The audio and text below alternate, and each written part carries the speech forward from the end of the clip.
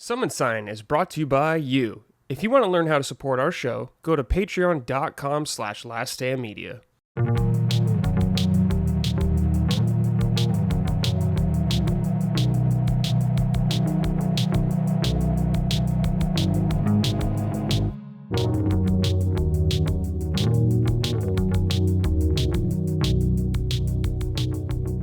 Hello everyone, welcome to episode 130 of Summon Sign, Last Stand Media's weekly in-depth game discussion podcast. I'm your host as always, Brad Ellison. Joining me, got a special guest indeed, Mr. Real Radec. Radec, what's up, dude? In a new space right now, or Yes, different sir. space. For those, first of all, thank you, Brad, as always, for inviting me back on the show. Always a pleasure to talk with you. I'm in Maryland right now. So the reason why I'm in Maryland is because this upcoming Friday, I will be heading to Philadelphia for Too Many Games with the rest of my Spawncast crew, doing my first ever live panel, which I'm pretty excited about. It's going to be really cool. But I decided to go to Maryland before to stay with YouTuber friends of mine. I'm at Babe Ruthless's house, fantastic fighting game YouTuber. So yeah, her and her partner have been hosting me, and they've been nothing short of fantastic. I've been seeing the area these past few days, and it's just really nice since like I haven't traveled outside of Canada since like 2018, Yeah. 2017. So it's been a while, right? And Yeah. I feel like, there's always that meme of like dudes who say, I really needed this, but don't really need this, just being performative.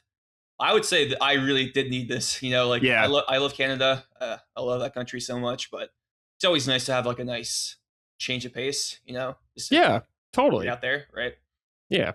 And yeah, that's and I met Gene Park in person for the first time. I did see a photo of that. That's very cool. Yeah, so you obviously know Gene. Gene really is like one of the coolest dudes ever. Mhm. Super interesting. He's like that Dos Equis man of gaming. He has like so many interesting stories to tell. So yeah, when me, BR, her partner, Gene, we just hit up the Smithsonian Natural History Museum. Got to see a bunch of cool stuff there. They had like a really cool exhibit called The History of Cell Phones. Oh, And they're like okay. showcasing old tech in quotes. And Gene's like, yo, this is the shit I grew up with. Like, why is this ancient? You saw like a VHS player and stuff like that. It's like, all right, I guess this is like in retro. I guess it is retro now, So Yeah. it's old enough to be in the museum. We saw a bunch of old phones, like the Nokia phone, BlackBerry. Like, I can't believe Blackberries are in display at museum now, which is so funny. That is funny, dude. Yeah. Too Many Games. I don't know if any of the LSM boys are going to be there. Historically, Dustin usually goes, and I think Ben, but Dustin, of course, just had his baby. Yep. So he's at home right now. But have you talked to any of them about going? The LSM boys? Yeah. So I assume I haven't asked any of them. I know you're stuck in Cali. I did know Dustin, as you said, he used to go there, but since he had he has bigger fish to fry right now with baby Leon. Like I was like, I'll just leave him be. But hopefully next year, he shows up. I do. A few of my personal friends are going there at the show. I live in America, so I'm going to meet them for the first time in person. I'm going to meet the rest of the Spawncast in person, which is going to be really sick. So like John, RGT is going to be there. Evan, Celia, Josie, Mystic Ryan.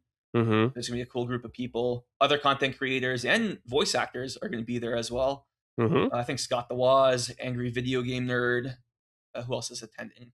David Hayter, Nolan North, which I'm really cool about, like meeting like celebrities. I don't really get starstruck, but Nolan North might be the one for me. I'm like, this guy's like, it's Nathan Drake. Yeah, dude, he's like my goat, like my literal goat. So yeah, I'm so excited to see it. Yeah, see, like the whole experience for sure. Yeah, it's gonna be awesome. You brought up the Angry Video Game Nerd lately, or a second ago.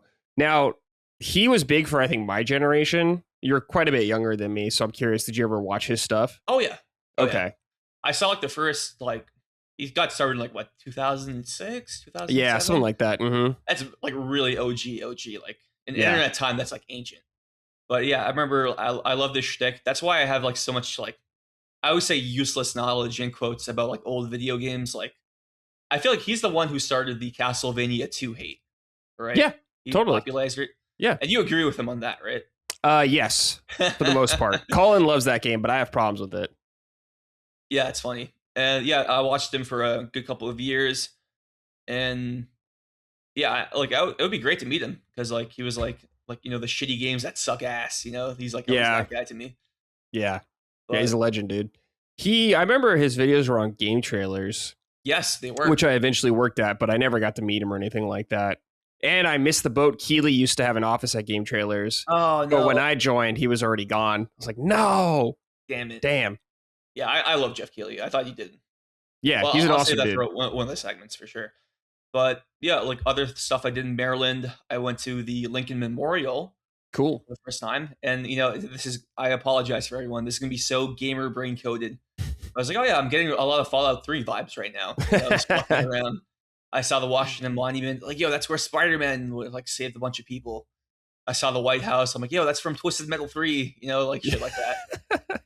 And then I saw like the actual like Lincoln guy. I was like, oh yeah, I fought a boss there in Marvel Ultimate Alliance too. Yeah. So like I just like kept referencing stuff in my brain, which is really cool. I will say the reflective pool, really dirty, Really like, dirty. Real algae everywhere. Apparently, Yeah. they told me that it's like a big controversy in the Maryland area right now, DC area. Like everyone's like mad about that. Actually, me and Gene saw someone actually protest about that. They were like wearing a big, like, pink bear suit with fix the algae or something like that. And Gene told me, yeah, protests here are like daily thing. It's like, yeah. I've never been to DC. So really? Context. Yeah, I've never been. It's a little far for me. True. I mean, it'd be cool to see, but it's not high on my list of places I need to visit. I feel like there's many places I'd rather go, but it is cool, man. You're checking out our nation's capital, getting a little peek and all that kind of stuff. As a proud Canadian, for sure. Very if nice. you don't Very mind, wholesome. I picked up we hit up some retro game shops. Oh yeah, please show the games. All right, so I'll do the most boring one out the way. This I actually didn't buy this. This was gifted to me by Babe Ruthless and her partner. This is gonna make you laugh. Oh my god, Mag. The old paperweight. Yep. Massive action game. I'm surprised you don't own that already. No, because it's like I can't even play it, right? There's no offline mode. I mean, like, just to have it. Like that would stop you from owning it, though. So I did own it. My brother bought it back in the day at launch because he was so excited for Bad Company 2. Like he was obsessed with it. And then he was like, I need a multiplayer game to play before this game comes out. So we bought Mag. We played it for a week. We had some fun.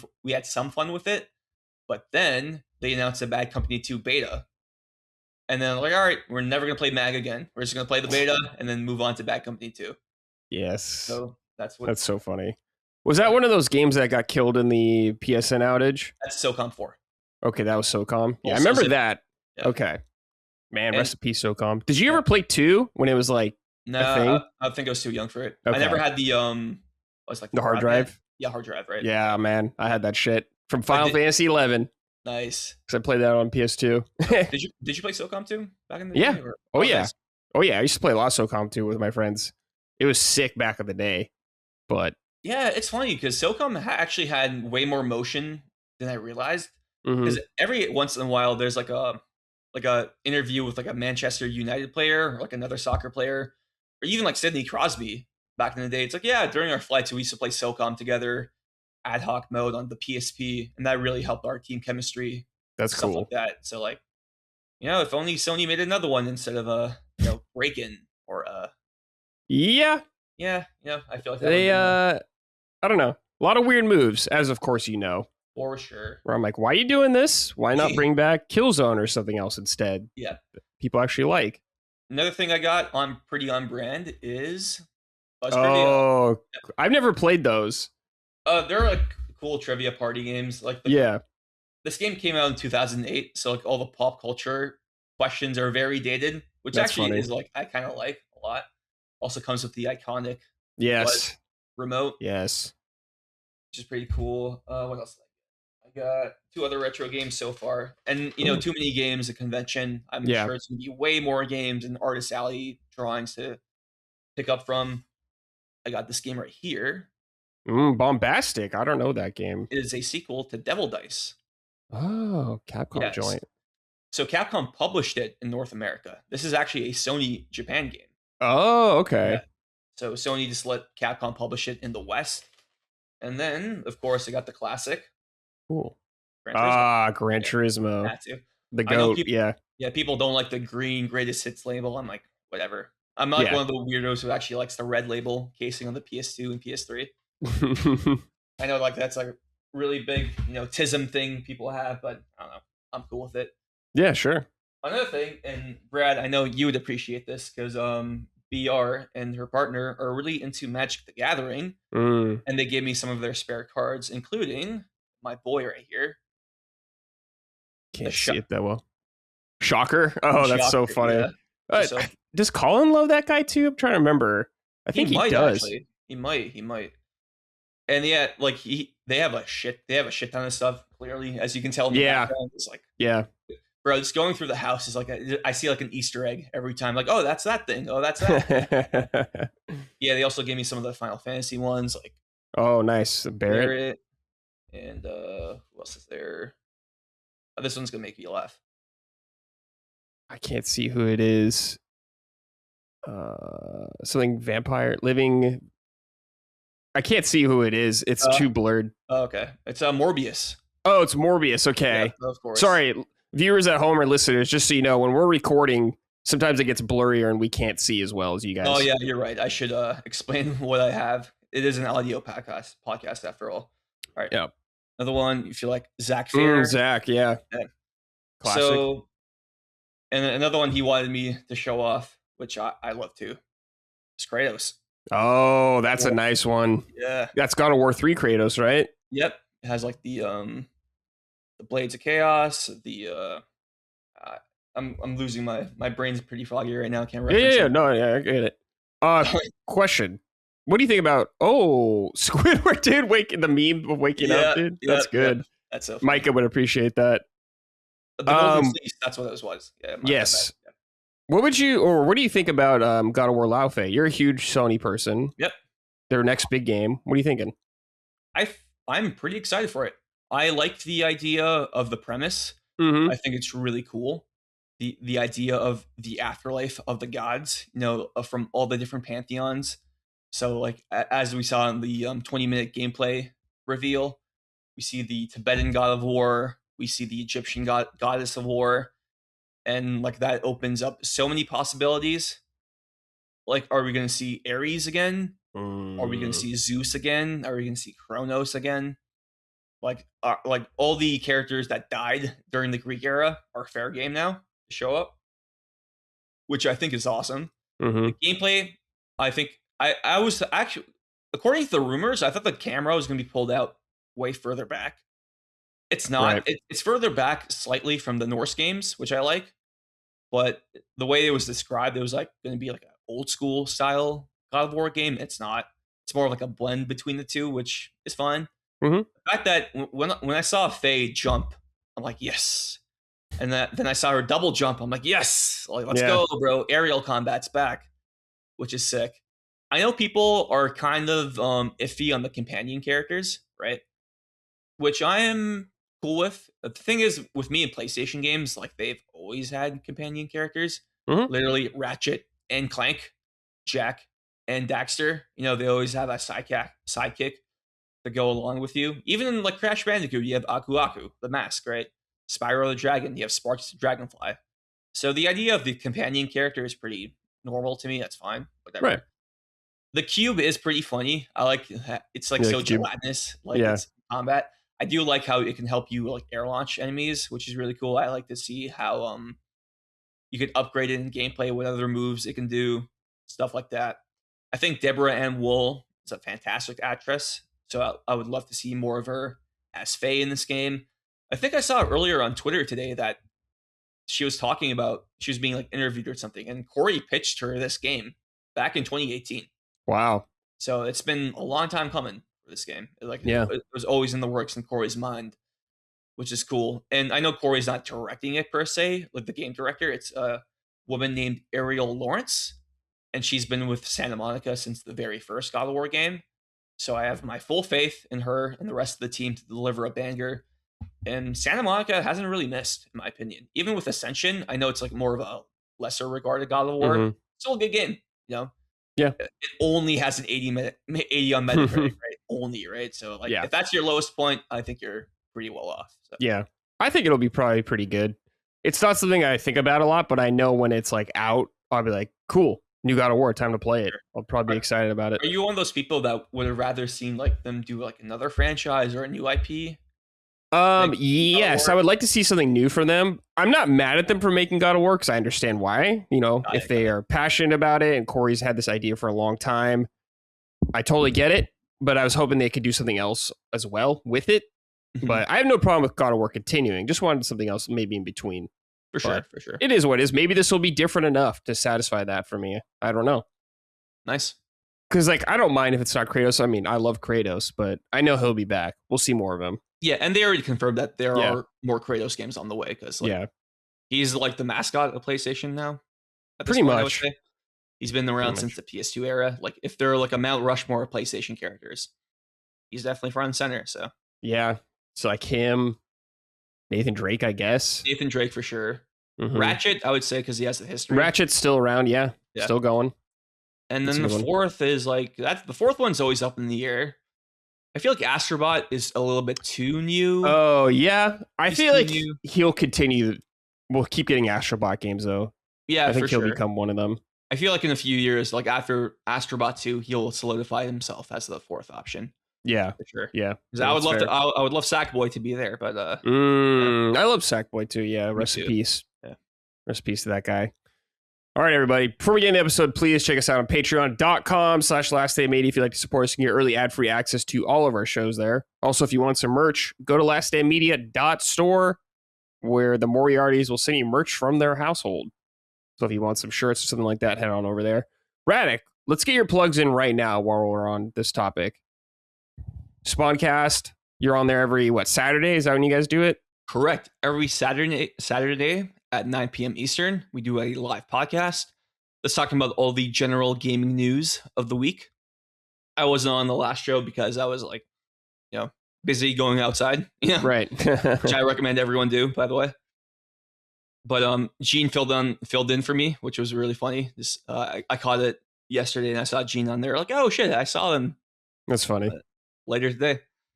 So yeah, we it's Josie Woe, a Nintendo YouTuber, OJ Player Essence, a Nintendo YouTuber, Kimmerex Project, funny ass dude, PC guy, Spawnwave, of course, he's the main host, RGT, Sean, great crew, Celia, of course, of formerly Yacht Club Games. She's on to bigger and brighter adventures now. I'll let her reveal that when the time is ready. But yeah, I'm super grateful that I got on the podcast. Honestly, it's still kind of surreal to me, for real. Because I joined in January. And I've been on weekly throughout pretty much this entire year so far. And it's like, I'm just super grateful and super blessed I get to be part of the new community to talk and yap about. Yeah, gaming. we're all very happy for you here at LSM. We like to see you there, especially Lockmort. He's like, he's such a nice boy. Getting to do that. I love Lockmort. Lockmort has been nothing but the best to me. So he's the man. He'll be happy to hear that because usually we make fun of him. So I don't have it in my heart to make fun of Lockmort. Yeah. He's too nice. He's too nice. Yeah, he's a good guy. Will wrote and said, "Good day, boys. Brad, I need 10 to 15 on why Radec needs to play Xenoblade." All right, Radec, you are a PlayStation gamer. Yep. What about some Nintendo stuff? So my Nintendo history, My Nintendo history is I actually played more Nintendo games than people might think. So I grew up and every kid had a Game Boy Advance. Every kid had a DS. I had a PSP, of course, blah, blah, blah. Stick it to Nintendo Wii. And that was pretty much it for that era of Nintendo. I really loved the first few Pokemon games. I had Yellow, the one with Pikachu. I had Silver. I had Emerald. I had Platinum. And Gen 4 was like my last gen of Pokemon, which was like 18 years ago now, which makes me feel really old. Like I realized, I'm approaching Unk status now. Like I can't be just like a silly little kid anymore. So Pokemon, I played for sure. First 4 gens. I love Mario. Like Mario Galaxy to me is still like one of the, if not the greatest 3D platformer of all time. I love that game so much. I never played 2. I need man. Better than the 1? They're like equal in my opinion. Equal? They're good for different reasons. Got it. But yeah, I love Mario. I love the Mario Party games, Mario Kart, of course.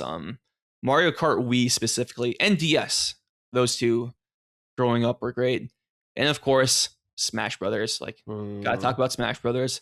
Smash Brothers Brawl specifically, I lost a summer to because I was so obsessed with that game, just playing it constantly, trying to unlock all the stickers, trophies. And Smash Brothers was a great introduction to the wider Nintendo universe for me. Because that's when I learned about characters like Marth and Ike, Rob, Olimar. Yeah, when I first saw Olimar, I'm like, yeah, this guy's like so fucking lame. Like this guy's like a fucking dweeb. But then he throws your Pikmin at you in the game. I'm like, all right, this is actually kind of a cool ass character to play as. And then I would say from 2009 to 2018, late 2018, or maybe early 2019. My Nintendo stuff has pretty much, and during that era, I did not care about Nintendo at all. I was more into like PlayStation and I would say a little bit of PC gaming here and there.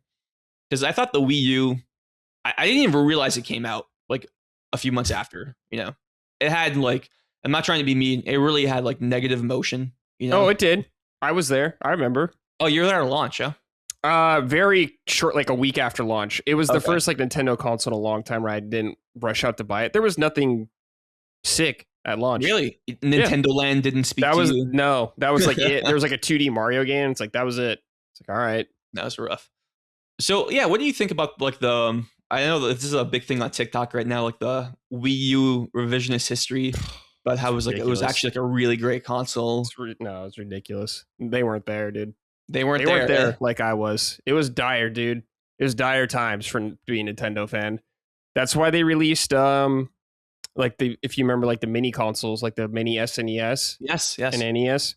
They did that because they were in so much trouble with that console, and there's a reason it died quickly. And I don't want to hear any shit. I have a Wii U fucking right here. All right, nice, dude. I played it yesterday, and I hate this fucking thing. But there's still some games trapped on it. Like, look at, you might be able to see all the dust on it still, dude. It's just like, oh my God. That is the Wii U in a nutshell. Just that's dust rough, all man. over it. Here, you might appreciate this, Radec. This is the Wii U we had at Game Trailers. You probably can't see that sticker, but it says property of Game Trailers on it. Oh, cool. This is a relic from when it shut down. R.I.P. But yeah, the Wii U era sucked. I mean, there's some fun games on there, but yeah, for sure. It's not a, it wasn't a fun time. I'll say that. Least favorite Nintendo console? Oh, yeah. When it died, I was so ready for it to be over. I was so ready. That's jokes. Yeah, Wii U, pretty much a non-factor in my life. And for many people's lives, I think. Many people's. Yeah. Many people's lives. In late 2018, yeah, this would be late 2018, because that's when Smash Ultimate came out for the Switch. And I was in college at that time, living in a house with my boys in Guelph, because I attended the University of Guelph for a little Radec lore sprinkled in there. And I was realized, we have the PlayStation, but like the Nintendo console is like so like Nintendo really has like the local multiplayer shit locked down. Yeah. Right. So I was like, all right, it's time to play Smash Brothers. So I bought a Switch. And then that's where it kind of like reignited my Nintendo habits again. I played Smash Brothers Ultimate a shit ton with my boys. Played Mario Kart 8 Deluxe a shit ton with my boys. Then I played Breath of the Wild for the first time. That was my first proper Zelda game. Really enjoyed it. Tears of the Kingdom, I got bounced off of like I would say like halfway in, 25% in, because literally the day before Tears of the Kingdom came out, I finally beat Breath of the Wild. Oh, so you're burnt out. I was burnt out, right? So I have to go back to it, give it a proper second shake. What other game? Mario Odyssey, bro. That game's fire. That game's so good, dude. And like, I'm surprised it's been so long since the next 3D mainline game. I know Donkey Kong is like Mario adjacent, but like for like Mario, like the main character of Nintendo, Mario, kind of surprised they haven't got on that sooner. But yeah, okay. I remember playing ARMS, and I thought I hated ARMS, bro. I hated ARMS, dude. What's funny, because my roommate and you, I hated it, so you be like really exaggerated because you used to play with motion inputs just to piss me off. That's funny. Actually, like fucking acting like he was actually in the game. Like, bro, like No wonder this game didn't get a sequel. But yeah, then when I moved back to Toronto from Guelph since I was done school, I was like, I'm not really using the Switch as often. Right. So I actually sold it to my brother for like a discounted price, obviously, because he had like a kid on the way, or he recently had a kid. He was like 3 years old at the time. Mm-hmm. He's about to turn 6 soon. And he's like, my brother's 12 years older than me, by the way. I have a sister that's 2 years older than me. So like growing up, I always had like older siblings who were like also really into video games. So that's why I have like so much random knowledge about like, I don't know, like Final Fantasy and Counter-Strike, shit like that. So just seeing my nephew becoming like a, like a true gamer, capital G. He's like really into Mario and Kirby. Mm-hmm. He loves Astrobot and Sackboy. Last time I saw him, he wanted help with Spider-Man, Marvel Spider-Man on PS5. He's like, yeah, can you help me? This level is kind of boring. And then once he gave me the controller, it was the Mary Jane level. I'm like, yes. Like, oh man, you got good taste, brother. Yeah, that's so funny. Nephew. That is funny. Yeah, and then like I do have to buy Switch 2 soon because they're gonna increase the price. Yeah. Yep. I know it's only $50, but still, I'd rather $50. Yeah, for sure. About a game. There's a bundle with the game. You're right. Yeah. So, thing is, like, I did play Mario Kart World. That's a new one, right? Yeah. My brother's, and I was like, like, I don't know, like for $80, like, and so I think I'm just gonna get Donkey Kong. Yeah, Donkey Kong's good. That's the one. Yeah. Yeah. What's your favorite Switch 2 game?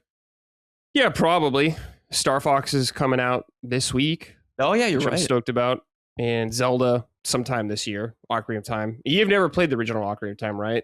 Nope. No. Yeah. So Breath of the Wild's your only Zelda, and Tears of the Kingdom, I guess. Okay. Yeah. Cool. Yeah. Well, if you have a Switch 2, you should definitely check that out. That's like the ultimate Unk game, definitely that everyone loves. Gotcha. But back to the question, Xenoblade. Do you think I'd like that? Do you like RPGs? I dabble here and like there. Japanese role playing games. Like, okay, maybe. Yeah.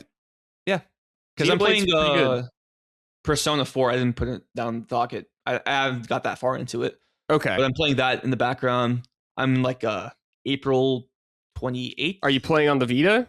Vita. Yep. Okay, yep. Golden. All right. I'm being performative and playing on the Vita. Okay. Yeah. That's where I played it too. Yeah, that's a great game, dude. Hell yeah. The music, bro. It's so good. God. Yeah. It's so fire. Insane. So fire. All right. Radec. So I haven't sent you the rundown yet because of this, but basically what I've done with some of the guests over the weeks is we've gone through the life cycle of a console and I make them pick their favorite game from every year of that life cycle. So for you, what we're going to do is PS3, because I know you love the PS3. I like that. Let's go. So what we're going to do is, wrong tab. We're going to do 2006 through 2014. I know the PS3 kind of lived on a little bit after that, but that's when the PS4 came out. So we'll cut it off at 2014. Yeah. Starting 2006, though, you got to pick your favorite game of that year on PS3. Oh, got it. So 2006. Think about it. Yeah. Give it a thought. This is your wheelhouse. You love the PS3. That's why I saw it when you're on. I was like, oh, this is perfect. Got to do it.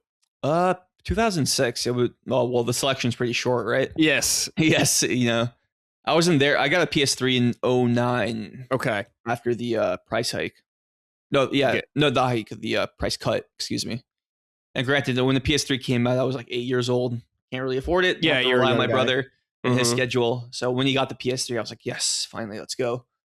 2006, probably Resistance Fall of Man. Okay, that's a good one. Lineup. Like, what is it going to be? That and Genji? It's like, come on, bro. Like, and Genji's like the giant enemy crab game for those who aren't aware.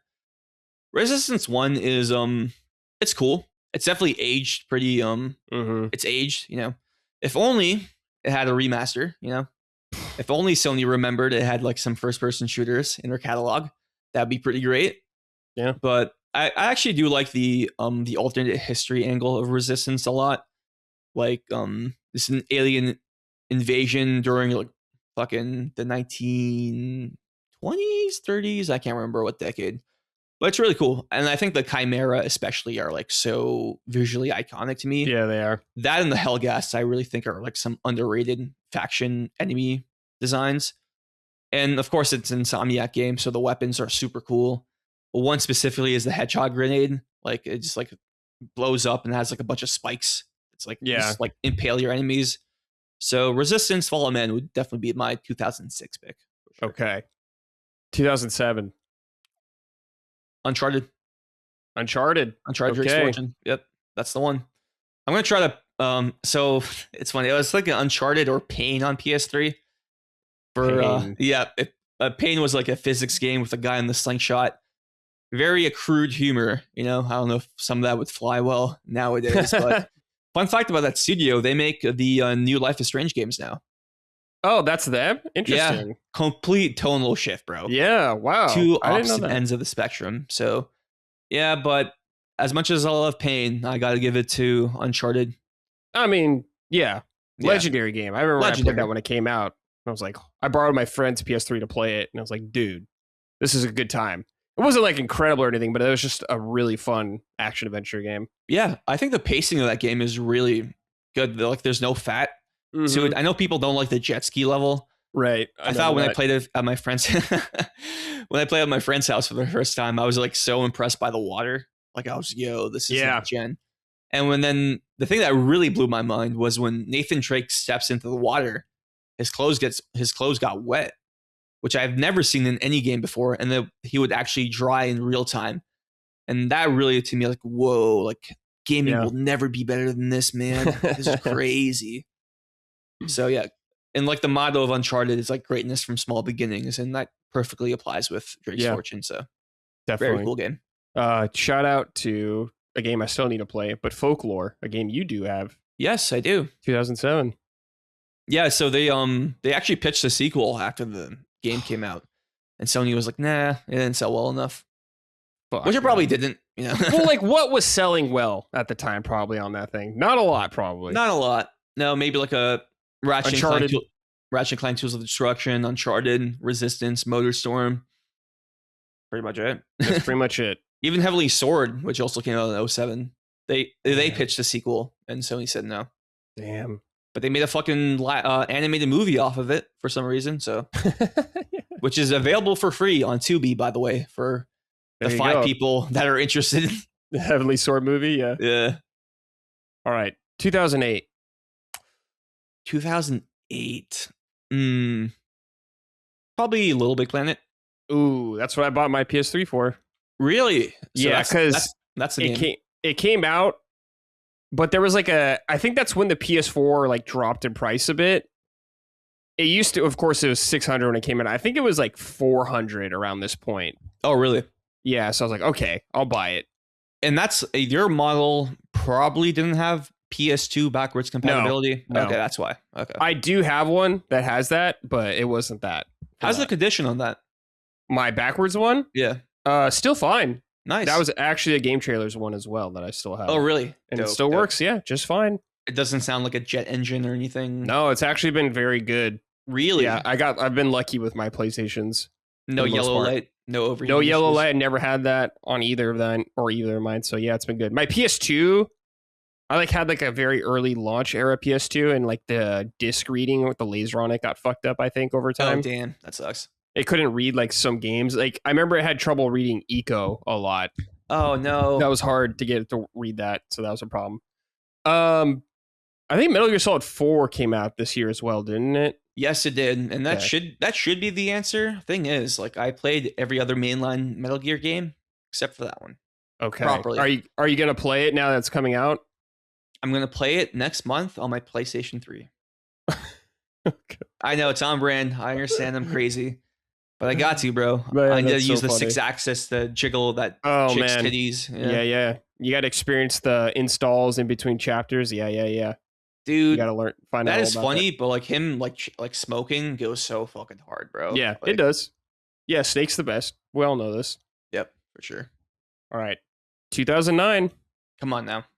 Come on, Uncharted 2. What are we doing? Thing is, with 2009, there's like a lot of games to pick from. You got Killzone 2.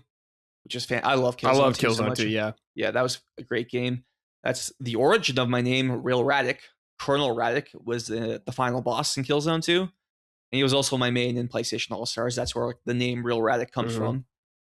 You got Killzone. You got the first Infamous, which is another great pick. Yep. Ratchet and Clank Crack in Time, which is like oh yeah, so good. the best Ratchet game in my opinion. Like I think that game is fucking phenomenal.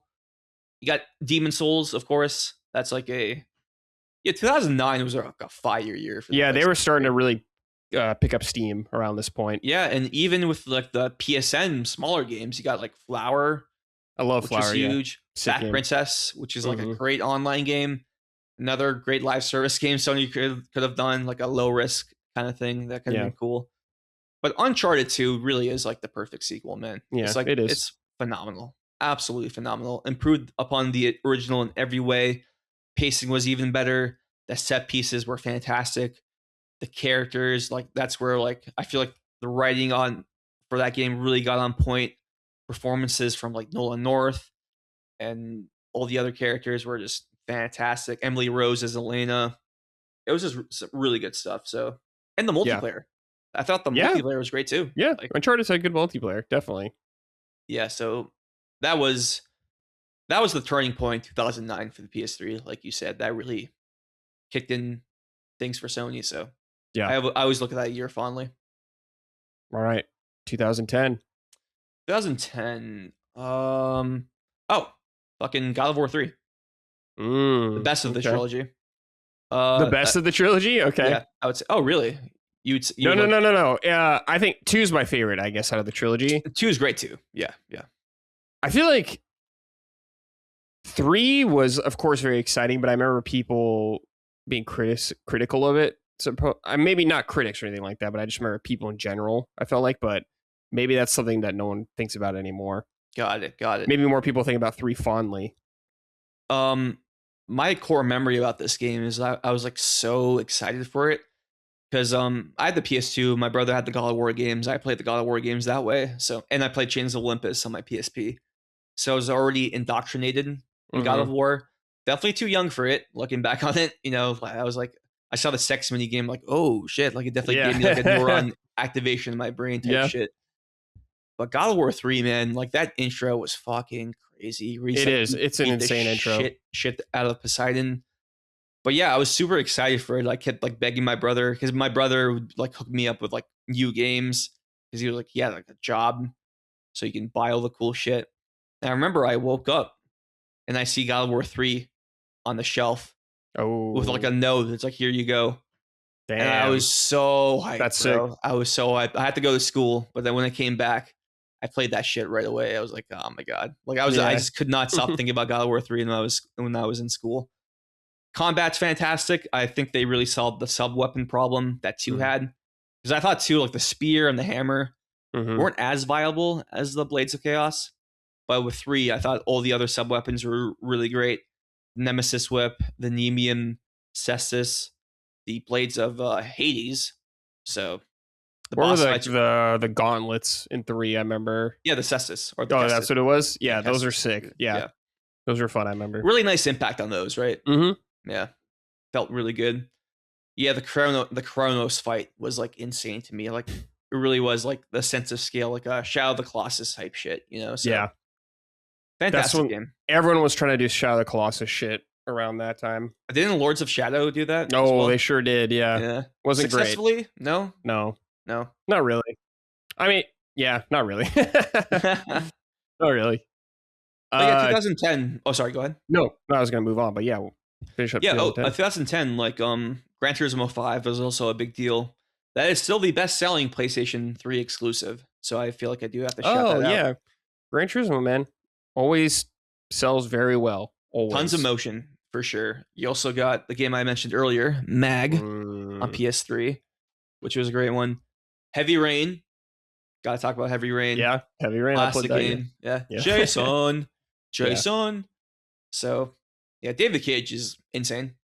Yeah, but definitely. That's what makes his game so entertaining to me. It's like, all right, let's see how ridiculous you can make it. So, 2010, another good year for the PlayStation brand for sure. 2011. I feel like I'm picking Uncharted games constantly. That's okay. Uncharted 3 is my favorite for sure. I know that's a hot take, but Uncharted 3 is my favorite of the original trilogy. I just love the melee combat improvements. The combat was so sick. Like it's pretty much like a pseudo Arkham game where you can counter any melee move. And I thought the animation quality with those attacks were like so cool. Some of the most insane set pieces in gaming history to me. The plane, the ship. It was like, yo, this shit's fire, man. This shit's so cool. The multiplayer I thought was a step up. I know that's also a hot take, but I spent so many hours in the Uncharted 3 multiplayer, just like spending my whole like winter break playing that shit, which is great.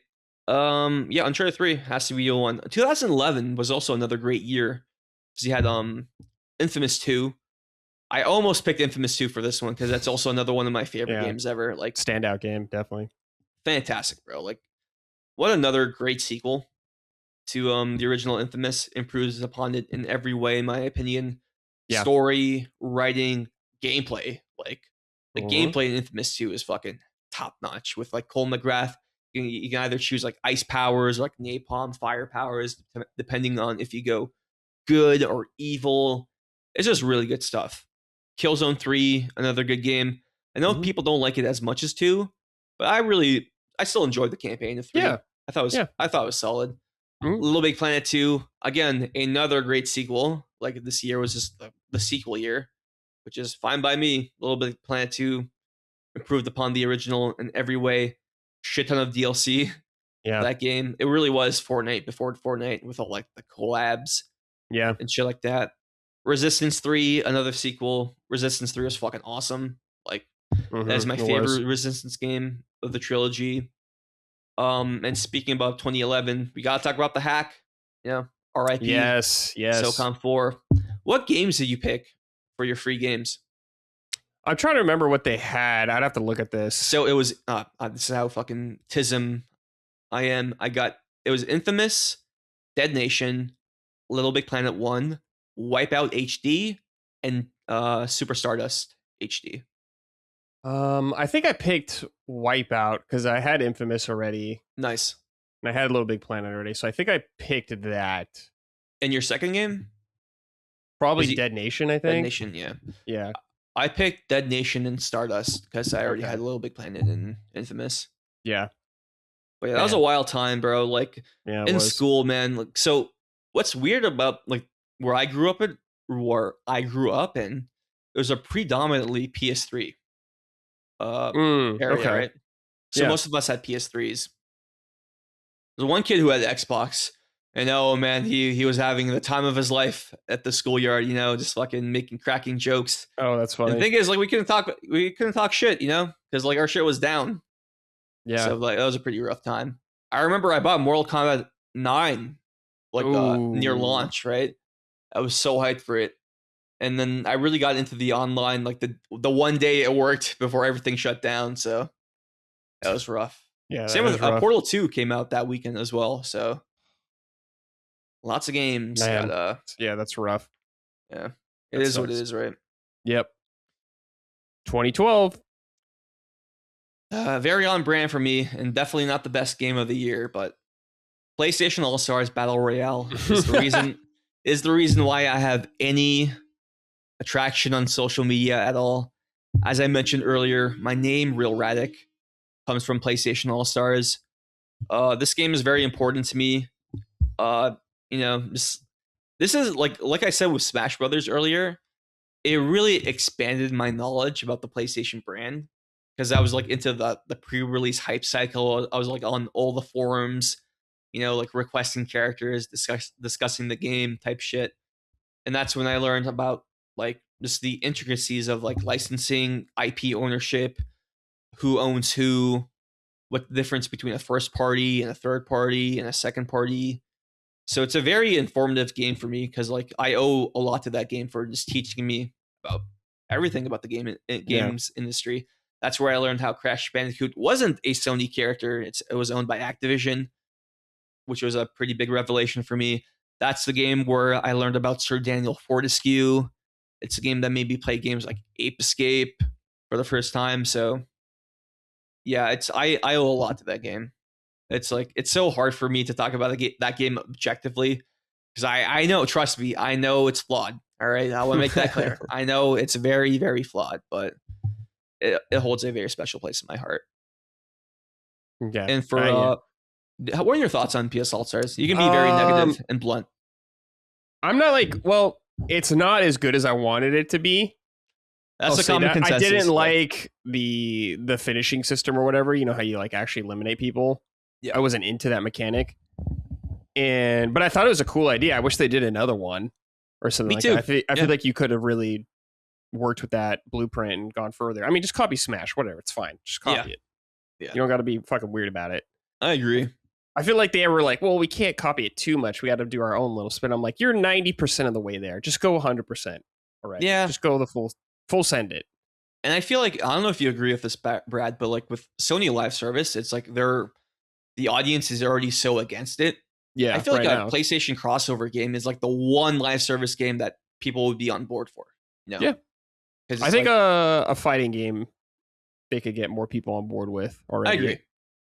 Like if they had Arc System Works make a PlayStation fighting game, if it looked like Tokon, it was just PlayStation characters, I think people would be more into that than Fair Games or Break-In, whatever the hell it's going to be called.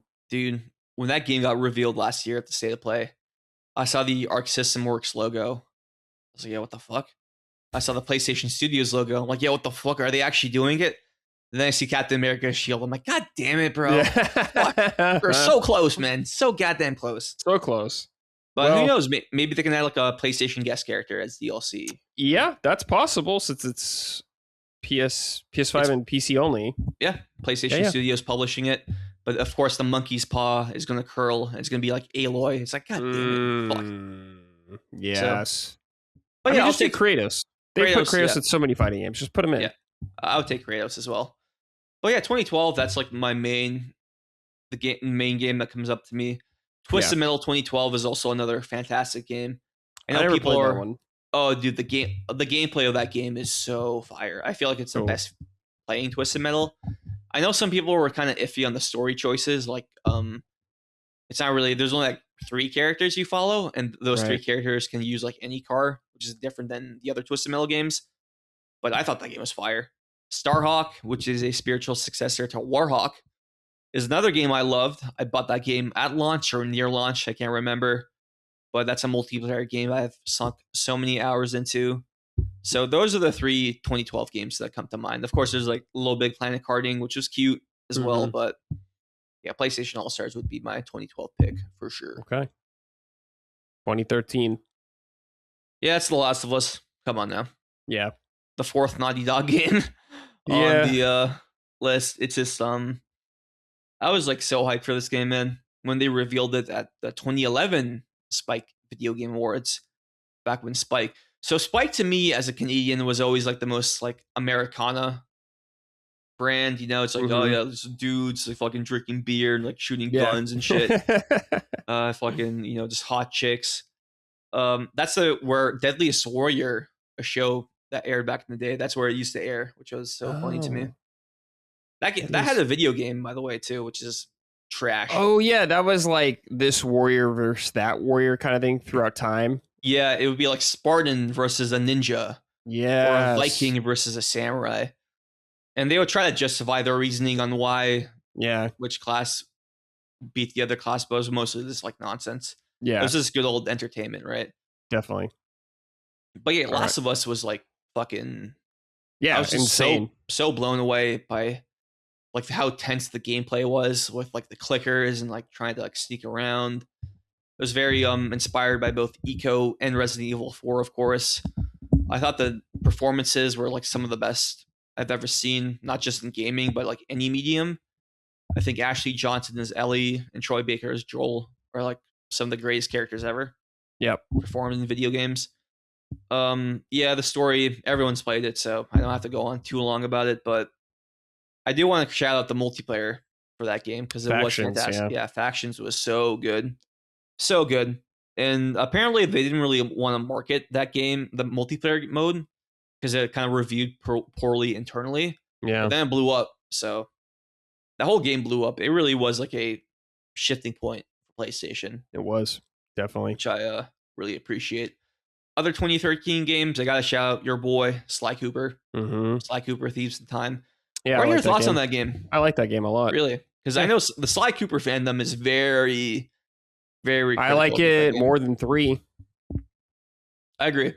Because I haven't played through them in a long time, but from my memory, I liked it more than 3. Yeah, I feel like with Sly Cooper 4, there's actually like more to do in the open world stuff. Mm-hmm. You can actually like collect treasures. There's clue bottles. And 3, it felt kind of empty to me. It really is just like, just do your mission. That's it. 3, I remember, had like way too many like mini game segments. Yeah. Where I was just doing some random bullshit. Like, I always know you do that in a Sly game, but I felt like 3 kind of took it to the brink. What do you think about the other playable characters in 3? You thought it was like too gimmicky? Oh, Murray. Not Murray. It's like the Guru. And 3, Dimitri, Panda King. I don't remember that well. So if they're not sticking out my mind, probably not much. It's probably just whatever. Yeah. I was probably pretty neutral on it. Because you play as Murray and Bentley in 2, right? Yeah, you play that in 2. It starts with 2, and then they become playable in 3 and 4. Yeah, 4 is where you have like his ancestors you play as, right? Which is a really cool idea. Yeah. It's just like that cliffhanger ending, man. It's always going to haunt me for the rest of my life. I know. Yeah, rest in peace, Sanzaru. R.I.P. And one other 2013 game that you love a lot, Puppeteer, man. Yep. Puppeteer. I do love that game. I think, you brought that up on your last Summon Sign when I was on it, which is so funny. So we don't have to get into it too much, but it really was a fantastic game. And it should have been the PS4 cross-gen game, so like more people would have played it. I know. Yeah. But no, they want to push Knack, right? So Sent to Die, man. Yep. Yeah, it bums me out, man. That game was really cool. Yeah, I told this on this, I think the episode you were on, but when I went to buy it at like a GameStop or something the day it came out, the guy had no idea what I was talking about. Oh, really? Yeah. He's like, what the fuck? Like, what? I was like, can I get Puppeteer? He's like, what? I was like, Puppeteer. He's like, what? Puppeteer? I'm like, it's the new PlayStation game from Sony. He's like, let me check. I was like, damn, dude, we're in trouble. Yeah. Did not work out too well for that game, unfortunately. Yep. All right, final year, 2014. 2014, this is definitely the year where they kind of stopped doing PS3 support. Because the games that come to mind are PS4 games, like Infamous Second Son. Yeah, it could be, it could be a third-party game. Doesn't have to be a first party. Oh, true. Maybe a Little Big Planet 3, because it was cross-gen. Even though like kind of launched in a poor state, like it took a few months to get fixed. So yeah, probably Little Big Planet 3. In like 2015, like that's when it was pretty much over. Yeah, I'm looking at the list. I'm trying to think of what I played. Lightning Returns, Final Fantasy 13, I played that. Lords of Shadow 2. Oof. South Park Stick of Truth. Okay. Dark Souls 2. Ground Zeroes. Oh yeah, there was a PS3 version of that. I forgot. Yeah, not a whole lot, I would say. Wolfenstein: The New Order. I think that was a cross-gen game though. 2014 was like a historically weak year for gaming, right? People say that. I don't think so. The people say that because Dragon Age Inquisition won the game of the year at the Keighley thing or whatever, which I disagree with. But had shit like Bayonetta 2, I remember, was sick. We had The Evil Within, which was awesome. Dope. We had Shovel Knight. That Dark might be my 2. pick, actually. Yeah, Shovel Knight. Shovel Knight, that's a good one. Yeah. Because it has Kratos on the PlayStation. It does, yes. Yeah, so nice way to tie it in there. Shovel Knight. What else came out that year? Shadow of Mordor, right? Oh, maybe. Yeah, that might be 2013 or 14. When did Shovel Knight come out on PS3 though? Oh, that was like a year later. You're right. Never mind. Yeah, that was 2015. Okay, yeah. So Little Big Planet 3. It looks like. Okay, Little Big Planet 3. A good pick. I liked the sack, like the chonky sack boy. Oh, Toggle? Yeah. He's cute. Yeah, there was Odd Sock, Toggle, and Swoop. Swoop was like the bird. Did they add those guys into Sackboy's Big Adventure? No. Damn. No, it's just a Sackboy solo show for that game. Okay. I love Sackboy's Big Adventure so much, man. Yeah, that game was cool, dude. Really cool game. Harder than Astrobot, in my opinion. Because I know that. Yeah, maybe. Dude, nah, bro. Like that fucking final midnight challenge literally takes 15 minutes to do. Damn. Yep. It's like a endurance test of like all the different trials in that game. Yeah, Yeah. tough. That was I fucking tough. remember I reviewed that and I was like, this game's cool. It was one of those games where I was trying to like, yo, this game's cool, give it a chance, and people were just like weren't having it. I was like, man. Yeah, fucking. That's why like some PlayStation fans only want to play like the cinematic Yeah. third-person action adventure games. Like, nah, bro, we need more like platformers or like other games. But Yeah. hey, man, I'm a People don't Sackboy show up. champion. Yeah, they don't show up. They didn't show up for Saros, right? So Yeah. True. it's a shame. It is a shame. But what's not a shame is what you've been playing, which is Gitaroo Man. Yes, sir. For the audience at home, what is Gitaroo Man?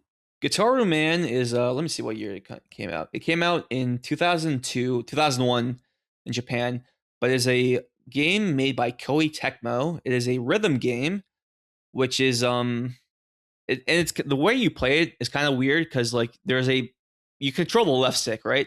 Mm-hmm. And there's like a groove line that either comes in any direction on the screen. So let's say the groove line comes from the right. So you have to move your joystick to the right and keep the line as a note, right? Mm-hmm. So you got to keep that in level. And then if it moves around, you got to like move the stick around to make sure it's on track.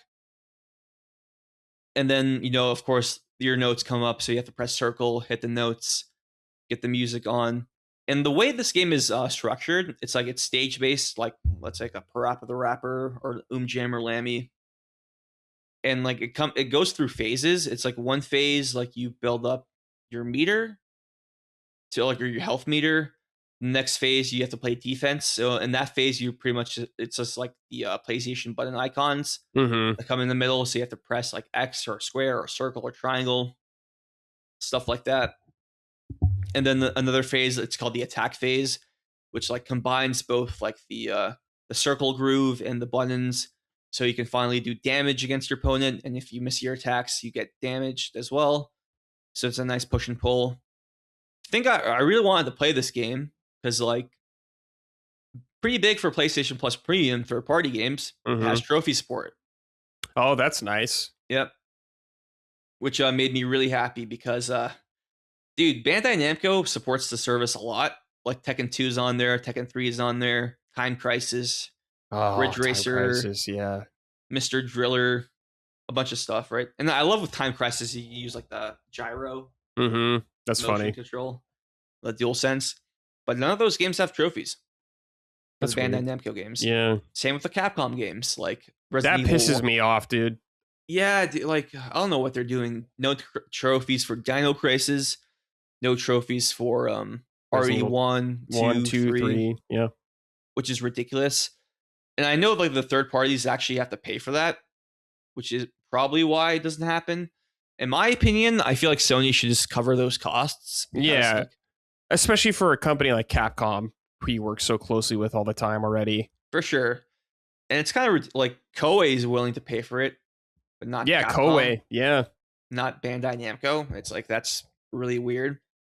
So yeah, I feel like Sony should be the one who just like covers the cost. And I also do think that the fact that Koei put their trophies on Gitaroo Man, because Gitaroo Man is the first Koei game on PlayStation Plus Premium. So that means that every other Koei game that comes after, let's say like another Dead or Alive on PS2 game, guaranteed to get trophies or very likely to get trophies. So they set a very good precedent on that front. And that's why I'm hoping, because like next month it's going to be PsyOps, the Mindgate conspiracy, right? Dude, Gene Park joint right there. Yeah, he loves that game. Mm-hmm. Like, absolutely loves it. And that's a WB game, Warner Brothers. I think it was published by Midway back in the day, so that's why they own the IP. And there's like a cool like scorpion costume in there you can unlock, which is pretty funny. So yeah, if that has trophies, that's like all right. Every other WB game that gets added after PsyOps, pretty likely to get trophies. That's why when I saw Onimusha Dawn of Dreams get announced as like the August game, I'm like, all right, no trophies because it's a Capcom game. So, what's your read on that, by the way? Because like they remastered 1, they remastered 2, but I assume 4 is not going to get the remaster treatment. No, I don't think so. I think it'll just be that. 3 maybe, but they have like the actor in it, Jean Reno. Yeah, and he was interviewed about that recently. He said he'd be down. To, like, Yeah. I'm sure it's not like, it just depends if Capcom wants to pony up or something for that. I have no idea. But I don't think they'll remaster 4. Because, 3 I could see, but 4, if they're just putting it out on PlayStation Plus already, I think that's kind of it. Like, we don't even have remasters for, like, Resident Evil games. Like, there is no Resident Evil, like, collection. You know what I mean? It's just, like, those PS1 versions kind of stuck on PlayStation or PSN. That's about it. There's no official collection with trophies and stuff like that for those old games. Yeah, I feel like Capcom is kind of like sitting on a gold mine with that because like they could absolutely. They could put that on fucking Nintendo Switch too, and that would like sell gangbusters there.